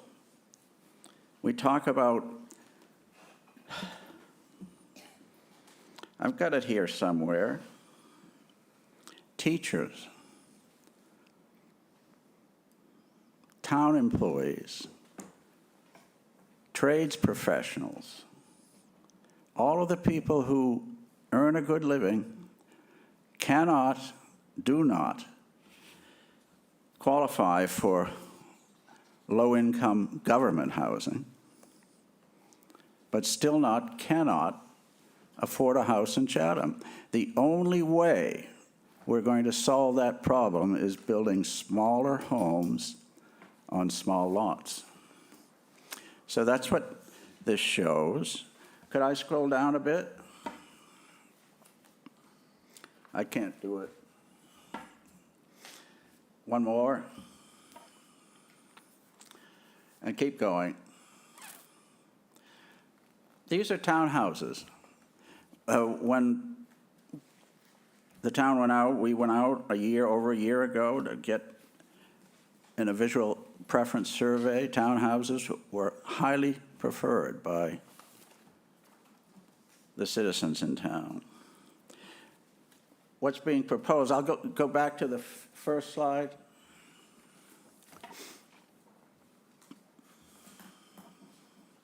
What's being proposed here are 12 new units in addition to preserving the existing house and the existing barn. There are 6 paired townhouses, 12 new units. You can cut that down to 4 paired townhouses and 8 units if you don't want to do that. But this is an attractive layout. It has open space, large amounts of open space. It is not overly dense for a village center environment like downtown Chatham. As I mentioned a moment ago, it's no denser than, in fact, it's less dense than what's being proposed on Meeting House Road and in West Chatham. So Rick, with all due respect, it's getting late. I think the question is, you've made your point. If you want to address the issue at hand, which is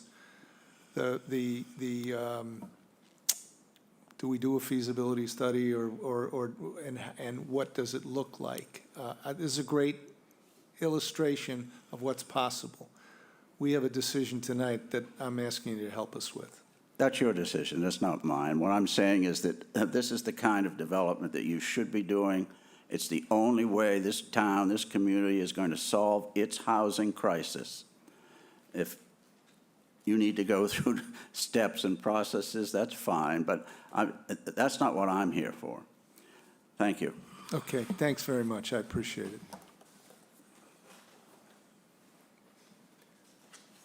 Yeah, Carolyn.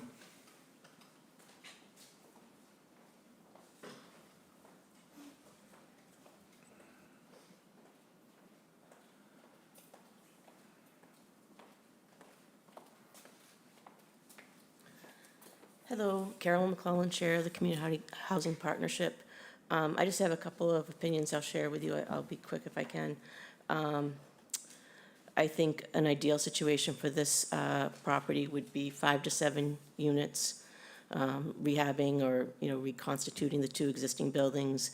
And if you look at Mr. Levitt's proposal, I think that's way too many. I wouldn't build behind the existing barn or the house, but there's room for 2 on to the left and probably 3 to the right. I think that would be an ideal situation. I do have some concerns about the AMI. I know we've always talked about this being attainable and maybe affordable. My concern right now is that we've just approved Penrose to develop, I think it's 90 units for the 2 properties. And most of those are 30% AMI and 60% AMI. And then we have on Main Street, we have some at 110, and on Meeting House, we have some at 100. And a Meeting House, those are actually attainable, okay? There's nothing for anybody in this town, in those 100 units, in those 90 units, between 60 and 100 AMI.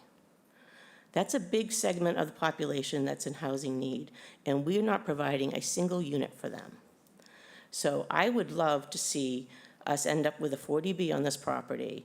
We'd have to do some, and I'd love to see at least 2 or 3 units. If, say, we did 5 units on this property, I'd like to see 3 units at 80%, and then the rest at 100, 110, or if we did 7, do 4 and 3. I think you should be leaning more towards the 80, because we've done nothing for that demographic in this community so far, even with all these units that we're doing. So I think that was a miss, and I'd like to walk it back a little bit and try to create some opportunity and spread it across all the demographics that are in need of housing. And I do think that property could hold 5 units and it could look attractive. So I'd love to see a study done that could kind of look at that 5 to 7 units. What would that look like? I don't think you should encroach so closely on the playground and the topography. I'm not a builder, obviously, but it seems like we should stay away from that part of the property. Yeah, go ahead. Hey, Carolyn, can I ask you a question? Sure. Put aside the number of units, whether it's 5 to 7 or 2. If you just let me go back to the two. If you had just two, could you not reach that? I know you're not going to reach them in numbers, but could you not reach that missing AMI group? You just want to do 2 units, and you're gonna offer those at 80% AMI? Yeah, you could Rather do than that, right? attainable? I would be happy with that. I'm thinking, You wouldn't be happiest, but you'd be happy. right, I mean, obviously, that's only 2 units. I Yeah. mean, the numbers are down, but Yeah. I'm looking, I mean, I'd like, at the end of the day, to have produced some units for that group of people. That's Okay. a good body of people that are in this community, working people. If you want 2 income earners who are in affordable housing, that's the only way you're gonna reach them. You're not gonna reach them at 60 or below. So I really would like to have you try to address that demographic with this build. I want homeownership. So, and like I said, 5 or 7, I think would be good. If you want to only do 2, I think that would be a waste of the real estate that we have there. Because I think it could be done tastefully. I think the 12 would be a lot for people to tolerate and accept. But I think you could do 5 to 7 and have it look really nice, so, Thank you. okay, thank you. Ms. Gibbs? I'm sorry, my hand was still up. I never got an answer to my okay. question on the finances. I'm sorry? No, I said that was up from the boathouse. I never got a Okay, response okay. concerning the CPA And funds. I see another hand up. Is that Mr. Myers, do I guess?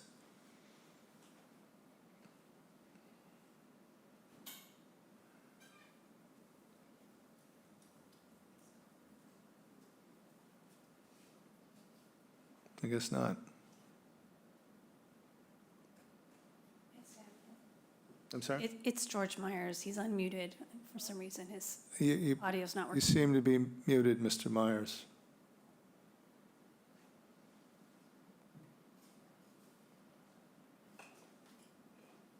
We can't hear you. Sorry. So what do we want to do here? Where are we? I think Mr. Oppenheim's suggestion of the RFP, and in combination with some of the suggestions of Carolyn's, makes sense to look at, not just 2, but as I had said before, I don't even know if it's 5. I don't know what that would be, but let's look at it and see what it looks like and be more informed, and then have a deeper discussion going forward about what we'd like to do. Were you going to say something, Joe? Oh, sorry. I guess I agree with that. I really, I mean, I am just, I mean, I am, the idea of spending $50,000 to get to the point that I think we're going to get to, which is not very far ahead of where we are now, just is really, I have a hard time with.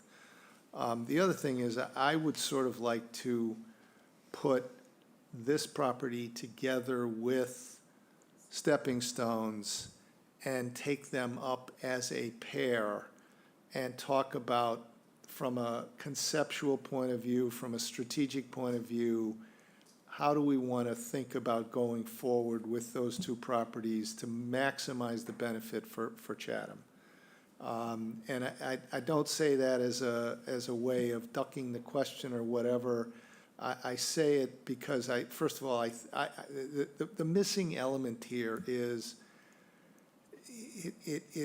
density is about a number of things.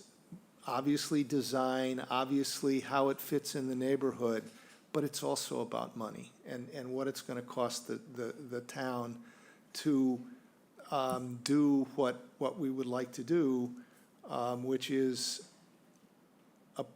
create, quote, attainable housing. In other words, address the higher levels of AMI than are addressed in numbers in any event in the other 2 projects.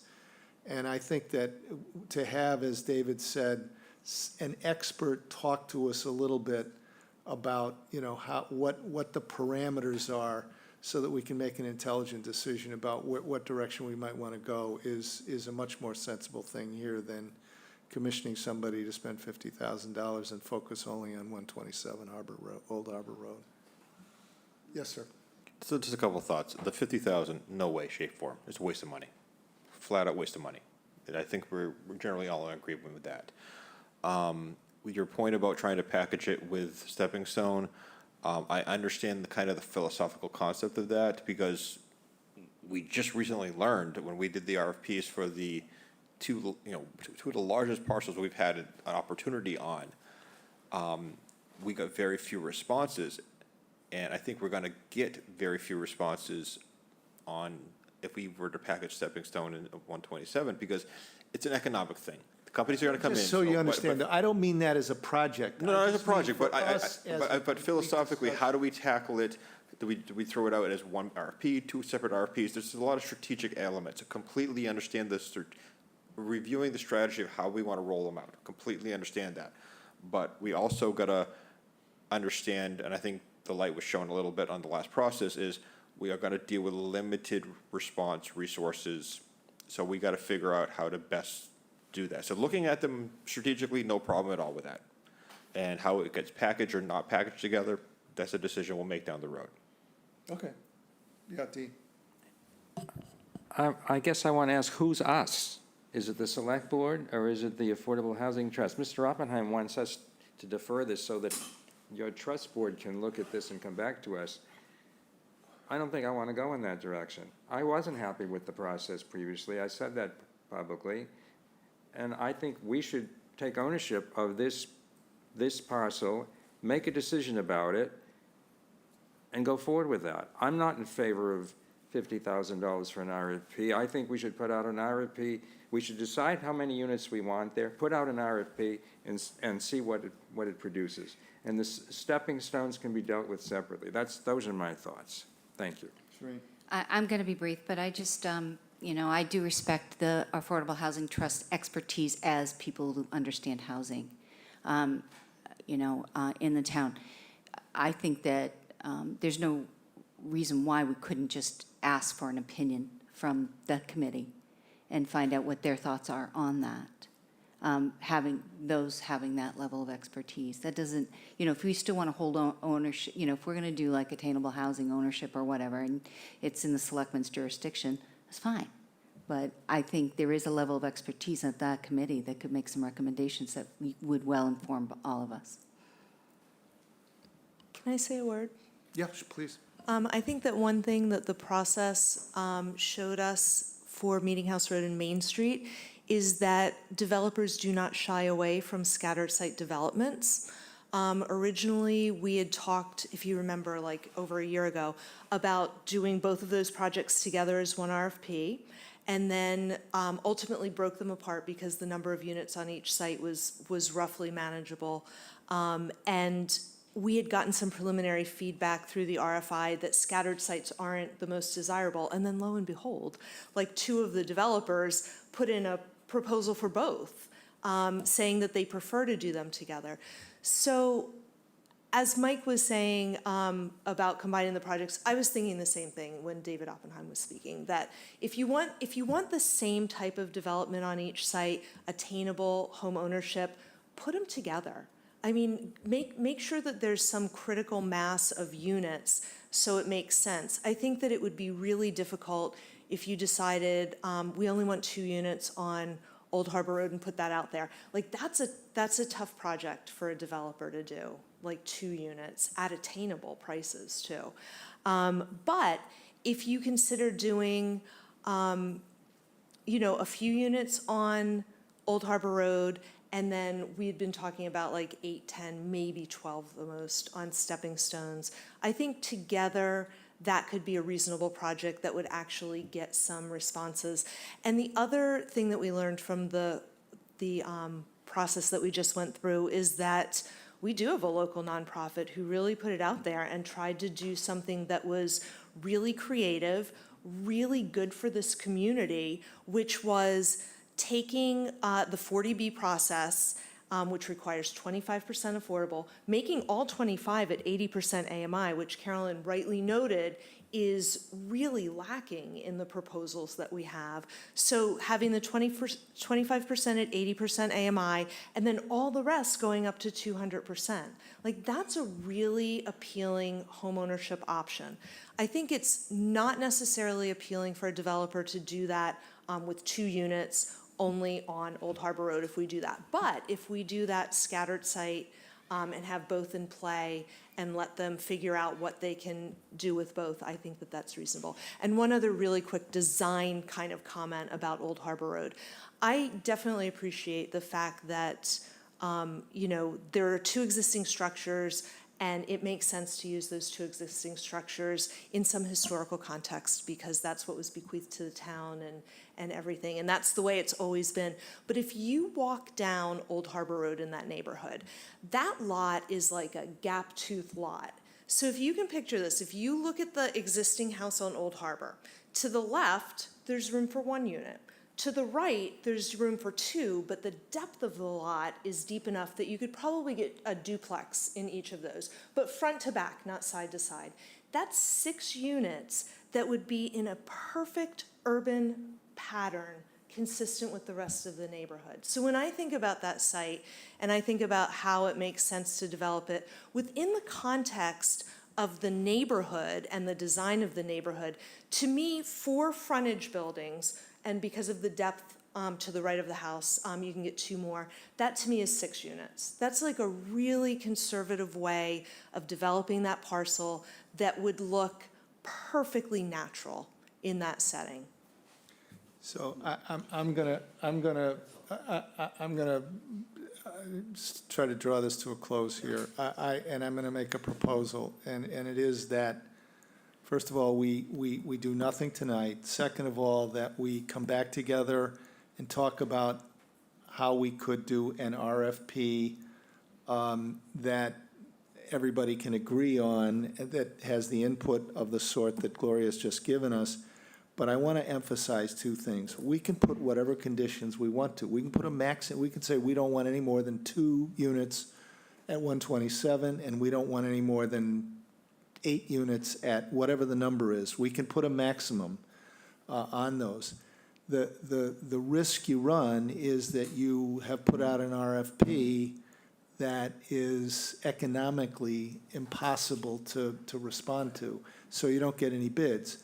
But we can, that to me is a much better way for us to kind of work our way to doing something that makes sense than hiring a consultant to look, which we've agreed we're not going to do. But I do think that David's point that we need somebody who knows how to design a project to respond to what our desires are. And so that's my proposal, is that we do nothing tonight and that we get back together again to talk about what kind of an RFP we might like to put out for those two properties. Yeah, Mr. Shell, I agree. Gloria, your most recent comments were very helpful for me. So I'm open to other notions in keeping, but still in keeping with the neighborhood. But I think we'd be closing the door kind of too early and saying, oh, we only want 2 units or 2.5 units. I mean, I'm open to other ideas as well. I'm learning as I go here. And those recent comments did help. So, Mike, I agree with you that we kick the can a bit, and let's regroup. Thanks. And I think that's what I said at the beginning, was that we should look at it that way. Well, it takes some of us a little longer to figure it out than that. You got there faster. I will say one other thing, and I realize I'm walking in a minefield here, but I do think that to help us, we should take account of what Shireen said about incorporating input from the Affordable Housing Trust. You can ignore it, you can do whatever you want to do with it, but there is some expertise there that, with all due respect, I don't believe is here at this board. So. It's like asking Waterways to weigh in on on mooring issues and whatever issues that we had. So I find it to be similar. Okay, I think we've addressed that one. The next case is requests for road closure and use of town property for a Christmas stroll. Is that you, Kristen? Yes, Kristen Muller. Mr. Chair, I got to recuse myself, as this is my very front yard of my business, so I got to step out. I'll be right back. Okay. And Shireen's recused too? Yeah, Shireen's gone. Okay, are you still allowed to We have vote a on- okay. quorum, yes. That would have been a long 3 hours if you lost your quorum right now. I'm not gonna lie. Okay. Okay, this will be brief, I hope. Christmas stroll. I don't know how many of you were on the street last year, but by all accounts, the most attended Christmas stroll anyone can recall. It was fantastic, and we're hoping to replicate that. So everything is basically the same as last year. The kids' parade would come from the community center through the Rotary to the lighting site at the corner of Seaview and Main Street. We worked with the police and will again to sort of close the road in a moving way so that it's only closed where it needs to be, when it needs to be, and then as soon as the parade gets through the Rotary, the other three sides of the Rotary would open. The closure at the top of Seaview Street, sort of near Highland, and until after the lighting ceremony, and then after the ceremony's over, everything sort of reopens. It was a huge success to have the lit tree back in the Sears Park triangle, so I thank you for allowing us to do that last year. We'd like to have it there again, and with that, the buoy tree was also a huge hit on the corner of Cross Street and Main Street. I can't tell you, it became like selfie heaven over there. Like, people were literally lining up on the sidewalk to take pictures in front of the buoy tree throughout the season. So that's a wonderful location for it that we're requesting again. What else is in this request? Couple of the parking spots that you approved last year for the loading and unloading of the people on the horse and carriage rides directly in front of Town Hall in the parking lot, as well as directly in front of Town Hall on Main Street. And I think that's it. We will be lighting both the triangle and the park again. Well, at least the triangle, as long as we have electricity in the park, we will light the park again, but that's another issue. So, yeah, that's it. Okay. Dean? Thank you, Kristen. I just had two questions. They're raised in the memo that Kathy provided to us. Hiring a boom truck to place the tree, who's going to be responsible for that? When I saw Kathy's memo, that was the first time I had heard about the boom truck. We're certainly open to discussing that. I wasn't aware of it. I had put in this year's budget the EMTs because that request from Chief Tavano last year came after we had already made our budget. So I included the EMTs along with the police details, but I did not know about the boom truck. Do we know what kind of a cost that is? Like, I don't know that I can say unilaterally that the merchants will pay for that one. I don't know what the number is, and I can't vote for them. But it's certainly something we can and would discuss. I was unaware of that. Well, if we don't have an answer, we can defer that. I don't think we received a total cost for that, as well as the other. That was the EMT. The other was and EMT, we had met with Chief Tavano and Chief Anderson earlier this spring, so I had some rough ideas of what those details were gonna cost. So those numbers were put in. The boom truck, I was unaware of. Okay. If we could barter and you do it this year, we'll cover it next year. I don't know, I mean, I'm I don't prepared to know. offer a motion unless. I mean, I don't, as I look at the motions, I don't think It's not in that's there. It's not incorporated in one there, way no. or the other. So Yeah, and I that think can be you deferred. deal with it later. They can Yeah. deal with it. I was just going to offer one consolidated motion. Please. I move that the Select Board approve the use of town property for the annual tree lighting celebration in Sears Park as presented by the Chatham Chamber of Commerce and Merchants Association, and that the Select Board approve the use of town property to place the buoy tree at the corner of Main Street and Cross Street on the town-held property, and that the Select Board approve the use of town property to stage the horse and carriage rides in front of Town Hall on Main Street and within the Town Hall parking lot as presented by the Chatham Chamber of Commerce and Merchants Association, and that the Select Board approve the use of town roads for the Children's Light Parade on Friday, December 13th, 2024 at 5:30 p.m., and the closure of Main Street in the vicinity of the Triangle for the duration of the tree lighting celebration as presented by the Chatham Chamber of Commerce and Merchants Association. Second. Okay, all those in favor, Mr. Dykens? Aye. Mr. Shell says aye, Mr. Nacastro? Aye. Thank you so much. Kristen. Thanks, Kristen. Okay, next, use of town. Yeah, turkey trot. Is Kate Wibby here? Katie Wibby, sorry. That's okay.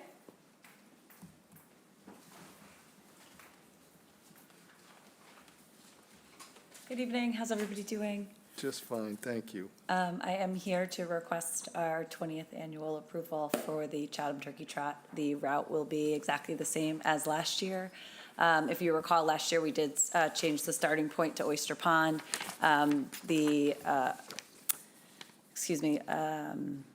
Lieutenant Goddard indicated that that was a much safer environment for the start, just for emergency personnel getting in and out should there be a need for them. And we'd like to continue doing that for the foreseeable future. The one addition we were looking for approval for this year is a tent that we would like to put up in the Oyster Pond parking lot. Just in the case of inclement weather, we wanted to have that available for the volunteers who typically arrive around 5:30 in the morning to get that stuff going. And then obviously the registration when the runners arrive, usually around 7:30. That the company that has agreed to donate that tent would be able to set it up Wednesday afternoon and take it down Friday morning. But obviously that is pending your approval to utilize that lot for that period of time. Mr. Chairman? Yeah, this is the 20th time they've done a turkey trot here in town. I move to approve the request for sale of goods on town property and the use of town property at the Chatham Community Center on Wednesday, November 27, 2024, from 1 to 7 p.m., and the request for a special one-day entertainment license, use of town property, use of town roads, placement of a tent, and outdoor display and sales of goods on town property at Oyster Pond Beach Lot on Thursday, November 28, 2024, for the 20th annual turkey trot, as presented by Kate Wibby of Lower Cape Outreach. Thank you. Second. Okay. I did have a question. Please. I do support this, but the memo we got internally talks about local radio station and a DJ amplified recorded music. Was that done last year? Has it been an issue? It was done last year. I apologize, I didn't know that there was a special permit required for it, but the radio station did show up around 7:30. They were late. They broadcast it live on the radio from the parking lot. I don't recall there being any complaints or issues with that noise at the time. Historically, we've just used a blowhorn instead. Thank you. Absolutely. Okay, we have a motion and a second on the table. Mr. Nacastro? Aye. Mr. Shell says aye. Mr. Dykens? Aye. And Mr. Metters? Aye. Thank you very much. Thank you. Have a great night. Yeah, absolutely. Look forward to it. Next, an application for a new common victualler license from J Bar at 400 Main Street.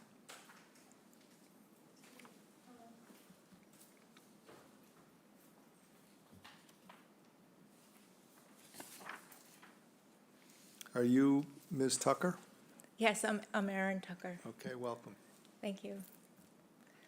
So can you just tell us a little bit about what you're going to do here briefly? Sure, thank you. We were looking to open our second location. We currently have a business that's been in operation for 10 years in Harwichport, and we are looking to duplicate a sister store in Chatham at 400 Main Street. Okay, thank you. Yeah. Any questions? Take a motion. Mr. Chairman, I move to approve the application for a common victualler license to J Bar at 400 Main Street, Chatham. Second. All those in favor, Mr. Nacastro? Aye. Mr. Shell says aye. Mr. Dykens? Aye. And Mr. Metters? Aye. Thank you, good luck, and welcome. Thank you. Another common victualler license for Chillers at 22A Barn Hill Road. Mr. Chair, can I just make a disclosure first that Chillers is actually one of my commercial neighbors in our block in West Chatham. On the formal vote, I will recuse, or I'll abstain from the vote, but I would like to make a comment for clarification purposes in regards to our memo that I think should be noted. So Please at do. the appropriate time, Okay. please. Do we have a representative of, Still Tankay. She's online, Mike. Angway, okay. I'm here. Oh, good, welcome. So can you Thank tell you. us a little bit about what you are proposing here? So we are a shave ice and place in Chatham, and we've actually been established there for 27 years, but we just purchased in the fall. So we're just looking to continue selling ice cream. The ice cream, a scoop goes on the bottom to make it a true Hawaiian shave ice, and that's what we're asking for the license. I see, okay. Just by point of clarification, in the memo, it says this location has not been licensed for the last 5 years. Basically, I want for clarification, this is a new ownership. The prior operation didn't have a requirement for this. Their menu, they've upgraded their menu, become more, a lot more ingredients and stuff. The little vanilla ice cream in one of their concept drinks triggers this requirement. So they're just becoming compliant, simply. Okay, okay. Well, thank you for that. Any other questions? Mr. Shell, I move to approve the application for a common victualler license to Chillers at 22A Barn Hill Road, Chatham. Second. Okay, thank you. All those in favor, Mr. Nacastro. Aye. Mr. Shell says aye, Mr. Dyken. Aye. And Mr. Metters. Abstain. Thank you, and thank you very much. Good luck. Thank you. Okay. A one-day alcohol license for wine and malt liquor only from the Where the Sidewalk Ends.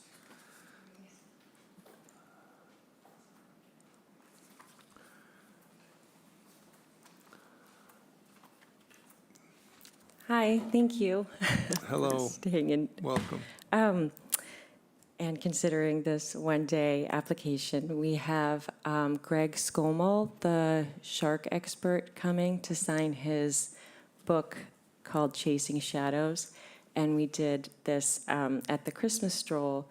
We had applied for the one-day wine license to give out great white wine from Newport Vineyards. So it's a little bit of a wordplay. It's less about the wine and more about having this sort of festive marketing point to make his event special. And in this case, we have Susan Casey coming as well, who wrote The Underworld about the deep sea.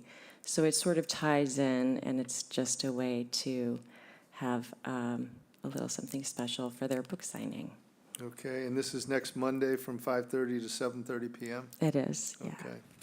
Any questions? Yep, go ahead. Yeah. Hi, thank you. I just wanted to ask you, your application says you will check IDs if recommended, but I think you should. Yeah, I mean, I feel like the demographic is probably Sure. older to begin with, but And is there a limit to the number of drinks per person that you're going to offer? one, Okay, yeah. This all is, right. Do you want to offer the motion? Mr. Chairman, I move to grant the special one-day alcohol license to Caitlin Doggett of Where the Sidewalk Ends for wine and malt beverages only for the Meet the Author event and book signing to be held on Monday, August 12th, 2024, from 5:30 to 7:30 at 432 Main Street, Chatham. Second. All those in favor, Mr. Nacastro. Aye. Mr. Shell says aye, Mr. Dyken. Aye. And Mr. Metters. Aye. Thank you. Good luck. Thanks. The use of town property alcohol on town property and a special one-day alcohol license for wine and malt beverages to Broadreach Healthcare for their end of the summer party. Do we have somebody representing Broadreach online? Jeez. Stephanie?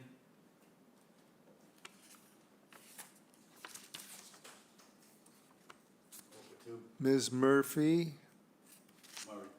Murray, sorry. I'm doing great with names tonight.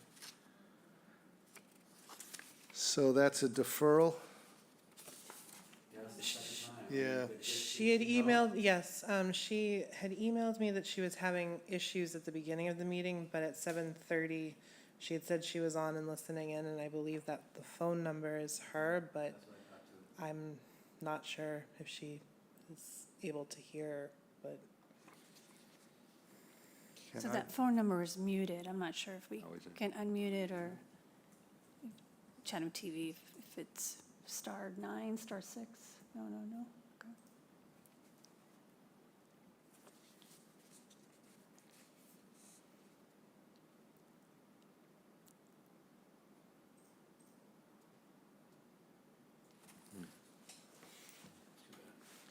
Can I just ask if this is deferred, can we get an answer to two questions? Because one was, is there a rain date? Because they talk about it, but I don't see one applied for. And there's something about a bartending license, and I'm not sure what the status of that is, whether it was required or provided or not required. I don't believe it was required, but we did discuss that. If Shauna wants to speak to that. We did discuss that with Chatham. I mean, I have no problem with the request, but we do have that policy. Can we waive it? So I believe Chatham Bartenders, it's a service that they offer through, I'm not positive, but I want to say Chatham Light Liquors. But it's not a requirement that we have locally that a professional service be hired. Okay. If that was the question. Don't go away. Okay. Well, this may not be for you, but I'm just curious, at the top of the memo, page 2, it says, according to section 1.7 of the rules and regulations, quote, alcoholic beverages are banned in park or beach areas at any time except with the written permission of the select board. Only private, nonprofit organizations based in Chatham may request a waiver of this regulation. And I'm just curious, is Broadreach nonprofit? No, they're a for-profit, and Miss Murray has emailed back. She said she asked if we cannot hear her. I let her know, no, we cannot. So apparently she's on, but we're not able to hear her. So I think to maybe address any confusion about how this comes to the board, where the regulations that are in place say basically that it's not allowed, is that the Park and Rec Commission was approached first and has granted permission, despite their regulations, to allow this event at the beach, if that answers that question. Okay. Can we, if we can't hear her, I mean, I hate to defer this to one Yeah, more time. Can we waive our regulation that they have to be here in person? There's certainly an attempt made to be here tonight. They're your Well, regulations. you could argue she's here. Yeah. Just can't hear. I'm okay with that. Is she communicating a little bit? We're emailing. I have my emails. She's emailing back as I mean, fast can we as- make an attempt to just correspond a little bit, basically, with her? I mean, I'm amenable to that. I mean, if she could hear you ask the questions and she can respond. I've been texting her too on how to unmute, so. Yeah, she's present. The whole point of that policy was to have someone responsible for communication, so I'm fine with working with it. I had only, I don't have a question, but I just want to, I'm willing to work with this and to put it to I a had close. only one question that was unanswered. Is there a rain date that they want? And we can put it in She the, had not provided me with one, but I can, Okay. I'll ask her All right right, now. I can email her right now for it. okay. Or I could insert something in the motion.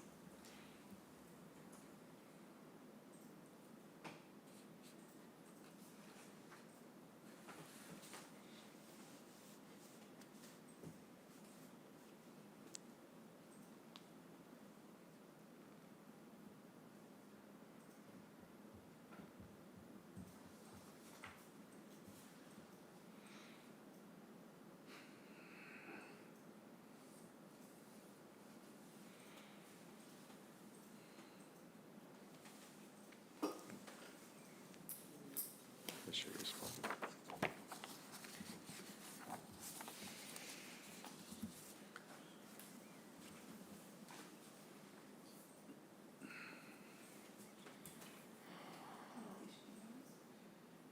Well, why don't I offer this motion? I move that the Select Board approve the request for use of town property at Harding's Beach parking lot by, is it Broadreach Healthcare. Stephanie Murray, yes, and she just emailed back that. Can you hear me? Yes, yes, yay. Hi, Stephanie. Hello? Oh, hi, I'm so sorry. I've been listening for the last 3 hours, so I'm here. Do you have a rain date? Do you want a rain date? So the original rain date was the following Friday. So the 13th? Let me just check. The 13th, that's the rain date, yes. Okay. All right, so I'll continue with the motion. Please.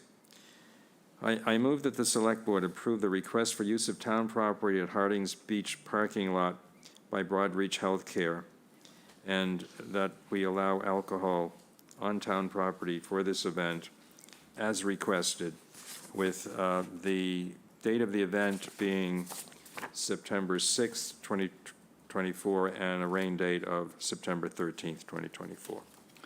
I'll second that and just make a comment. I'm very familiar with this applicant, and the staff of these facilities are so well deserving of a party to celebrate Labor Day. It's ridiculous. So I'm very, very supportive. These organizations are a tremendous asset to the town of Chatham, and I'm delighted to vote in favor of this application.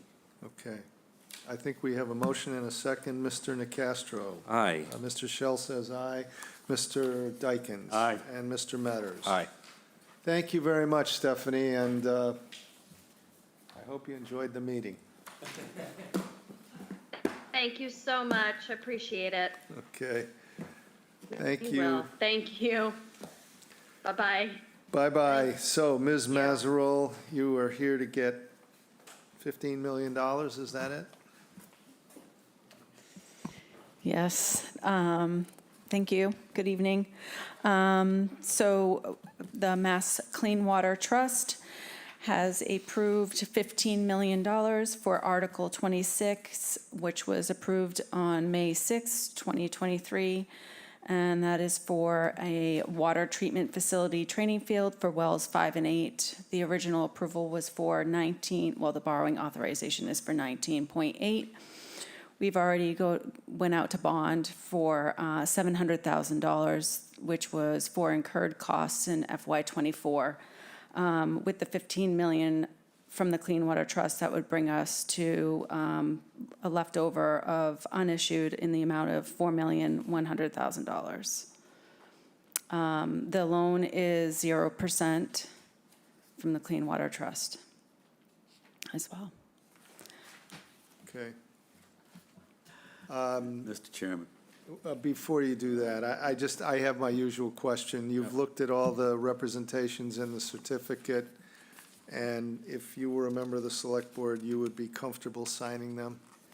Yes, there were some corrections made under their certificate, I believe, and that is for the home rule, which was corrected.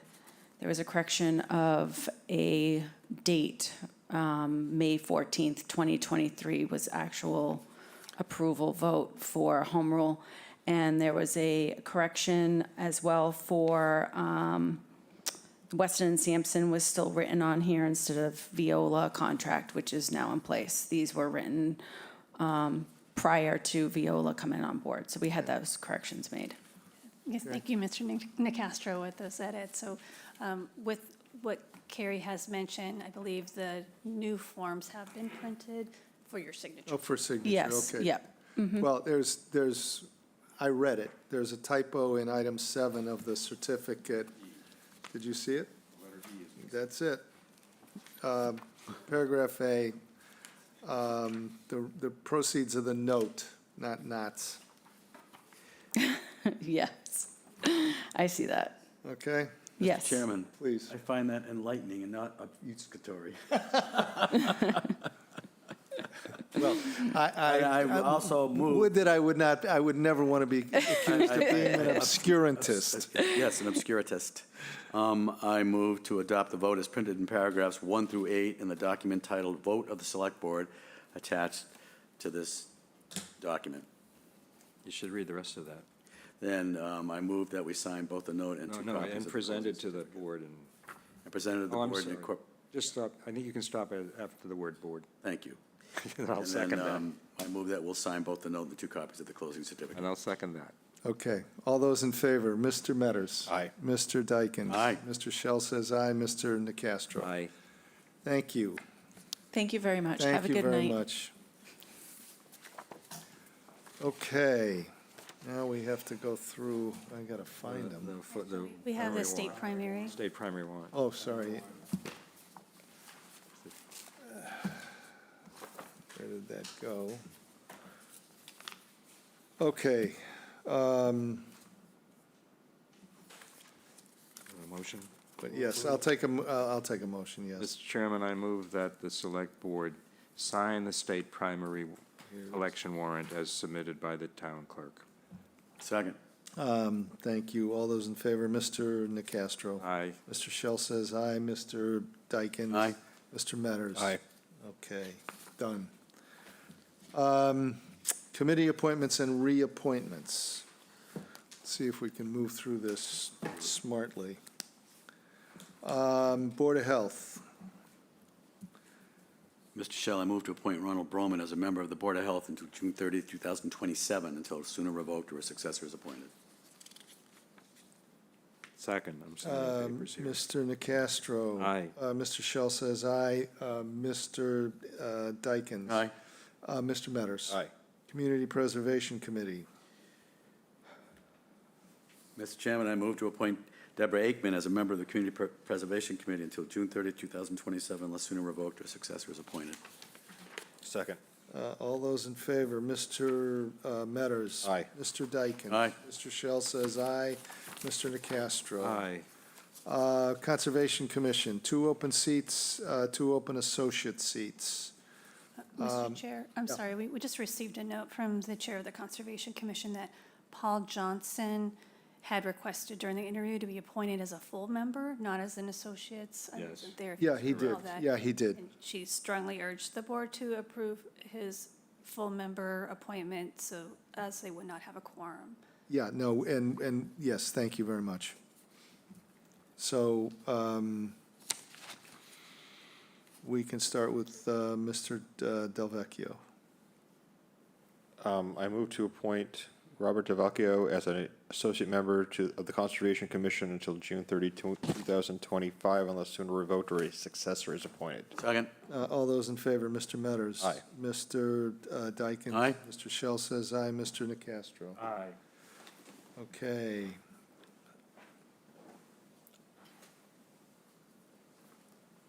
I guess I You move want to to appoint. do, Johnson is a full member. I and- move to appoint Paul Johnson as a member of the Conservation Commission until June 30, 2027, unless sooner revoked or successor is appointed. Second. All those in favor, Mr. Nacastro. Aye. Mr. Shell says aye. Mr. Dykens. Aye. Mr. Metters. Aye. COA. I'll do, I move to appoint Joan Bagnall as a member of the Council on Aging Board of Directors until June 30, 2027, unless sooner revoked or a successor is appointed. Second. All those in favor, Mr. Nacastro. Aye. Mr. Shell says aye. Mr. Dykens. Aye. Mr. Metters. Aye. Historic Business District Commission. Mr. Chairman, I move to appoint Doug Grattan as a member of the Historic Business District Commission until June 30th and 2027, unless sooner revoked or a successor is appointed. Second. All those in favor, Mr. Metters. Aye. Mr. Shell, Mr. Dykens. Aye. Mr. Shell says aye.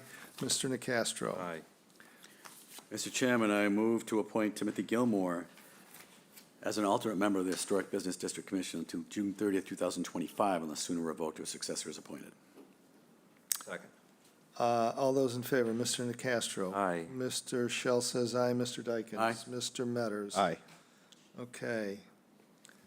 Historical. Historical Commission. Mr. Chairman, I move to appoint Nancy Barr as a member of the Historical Commission until June 30th, 2026, unless sooner revoked or a successor is appointed. Second. All those in favor, Mr. Nacastro. Aye. Mr. Shell says aye. Mr. Dykens. Aye. And Mr. Metters. Aye. Shellfish Advisory Committee. Mr. Chairman, I move to appoint John Gary as a member of the Shellfish Advisory Committee until June 30th, 2027, unless sooner revoked or a successor is appointed. Aye. A second. Sorry. Mr. Metters. Aye. Mr. Dykens. Aye. Mr. Shell says aye. Mr. Nacastro. Aye. Railroad Museum Committee. Mr. Chairman, I move to appoint Don Marcone as a member of the Railroad Museum Committee until June 30th, 2026, unless sooner revoked or a successor is appointed. Second. All those in favor, Mr. Dykens. Aye. Mr. Metters. Aye. Mr. Shell says aye. Mr. Nacastro. Aye. Traffic Safety Committee. Yes, Mr. Chair, I move to appoint Joan Craig as a member of the Traffic Safety Committee until June 30th, 2027, unless sooner revoked or a successor is appointed. Second. All those in favor, Mr. Nacastro. Aye. Mr. Shell says aye. Mr. Dykens. Aye. And Mr. Metters. Aye. Mr. Chairman, I move to appoint Diane Rawlings as a member of the Traffic Safety Committee until June 30, 2027, unless sooner revoked or a successor is appointed. Second. All those in favor, Mr. Nacastro. Aye. Mr. Shell says aye. Mr. Dykens. Aye. And Mr. Metters. Aye. Excuse me, Mr. Chair, on the next one for Mr. Gordon, I did send out an email late this afternoon. There was someone stepped down from the committee, so Mr. Gordon would be eligible for the full member seat as opposed to the alternate seat, should the board wish to appoint him to that. And what's the expiration date on that? The expiration date on that would be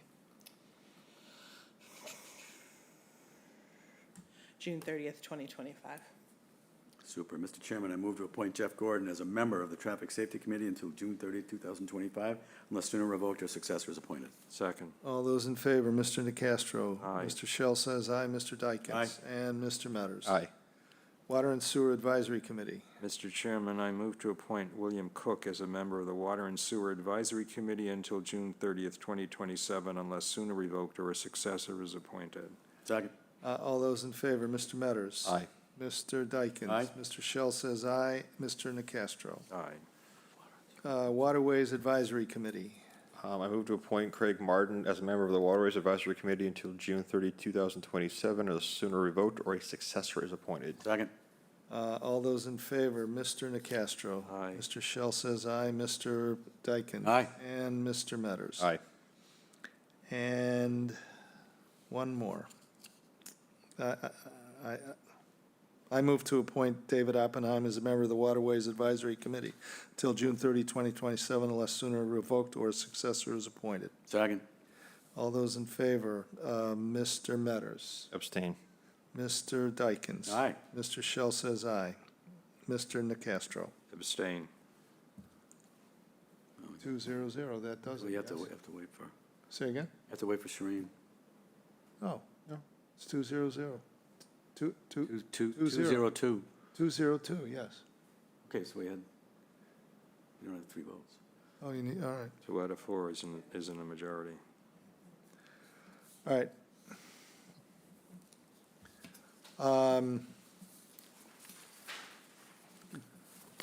I will take a Motion to adjourn. All those in favor?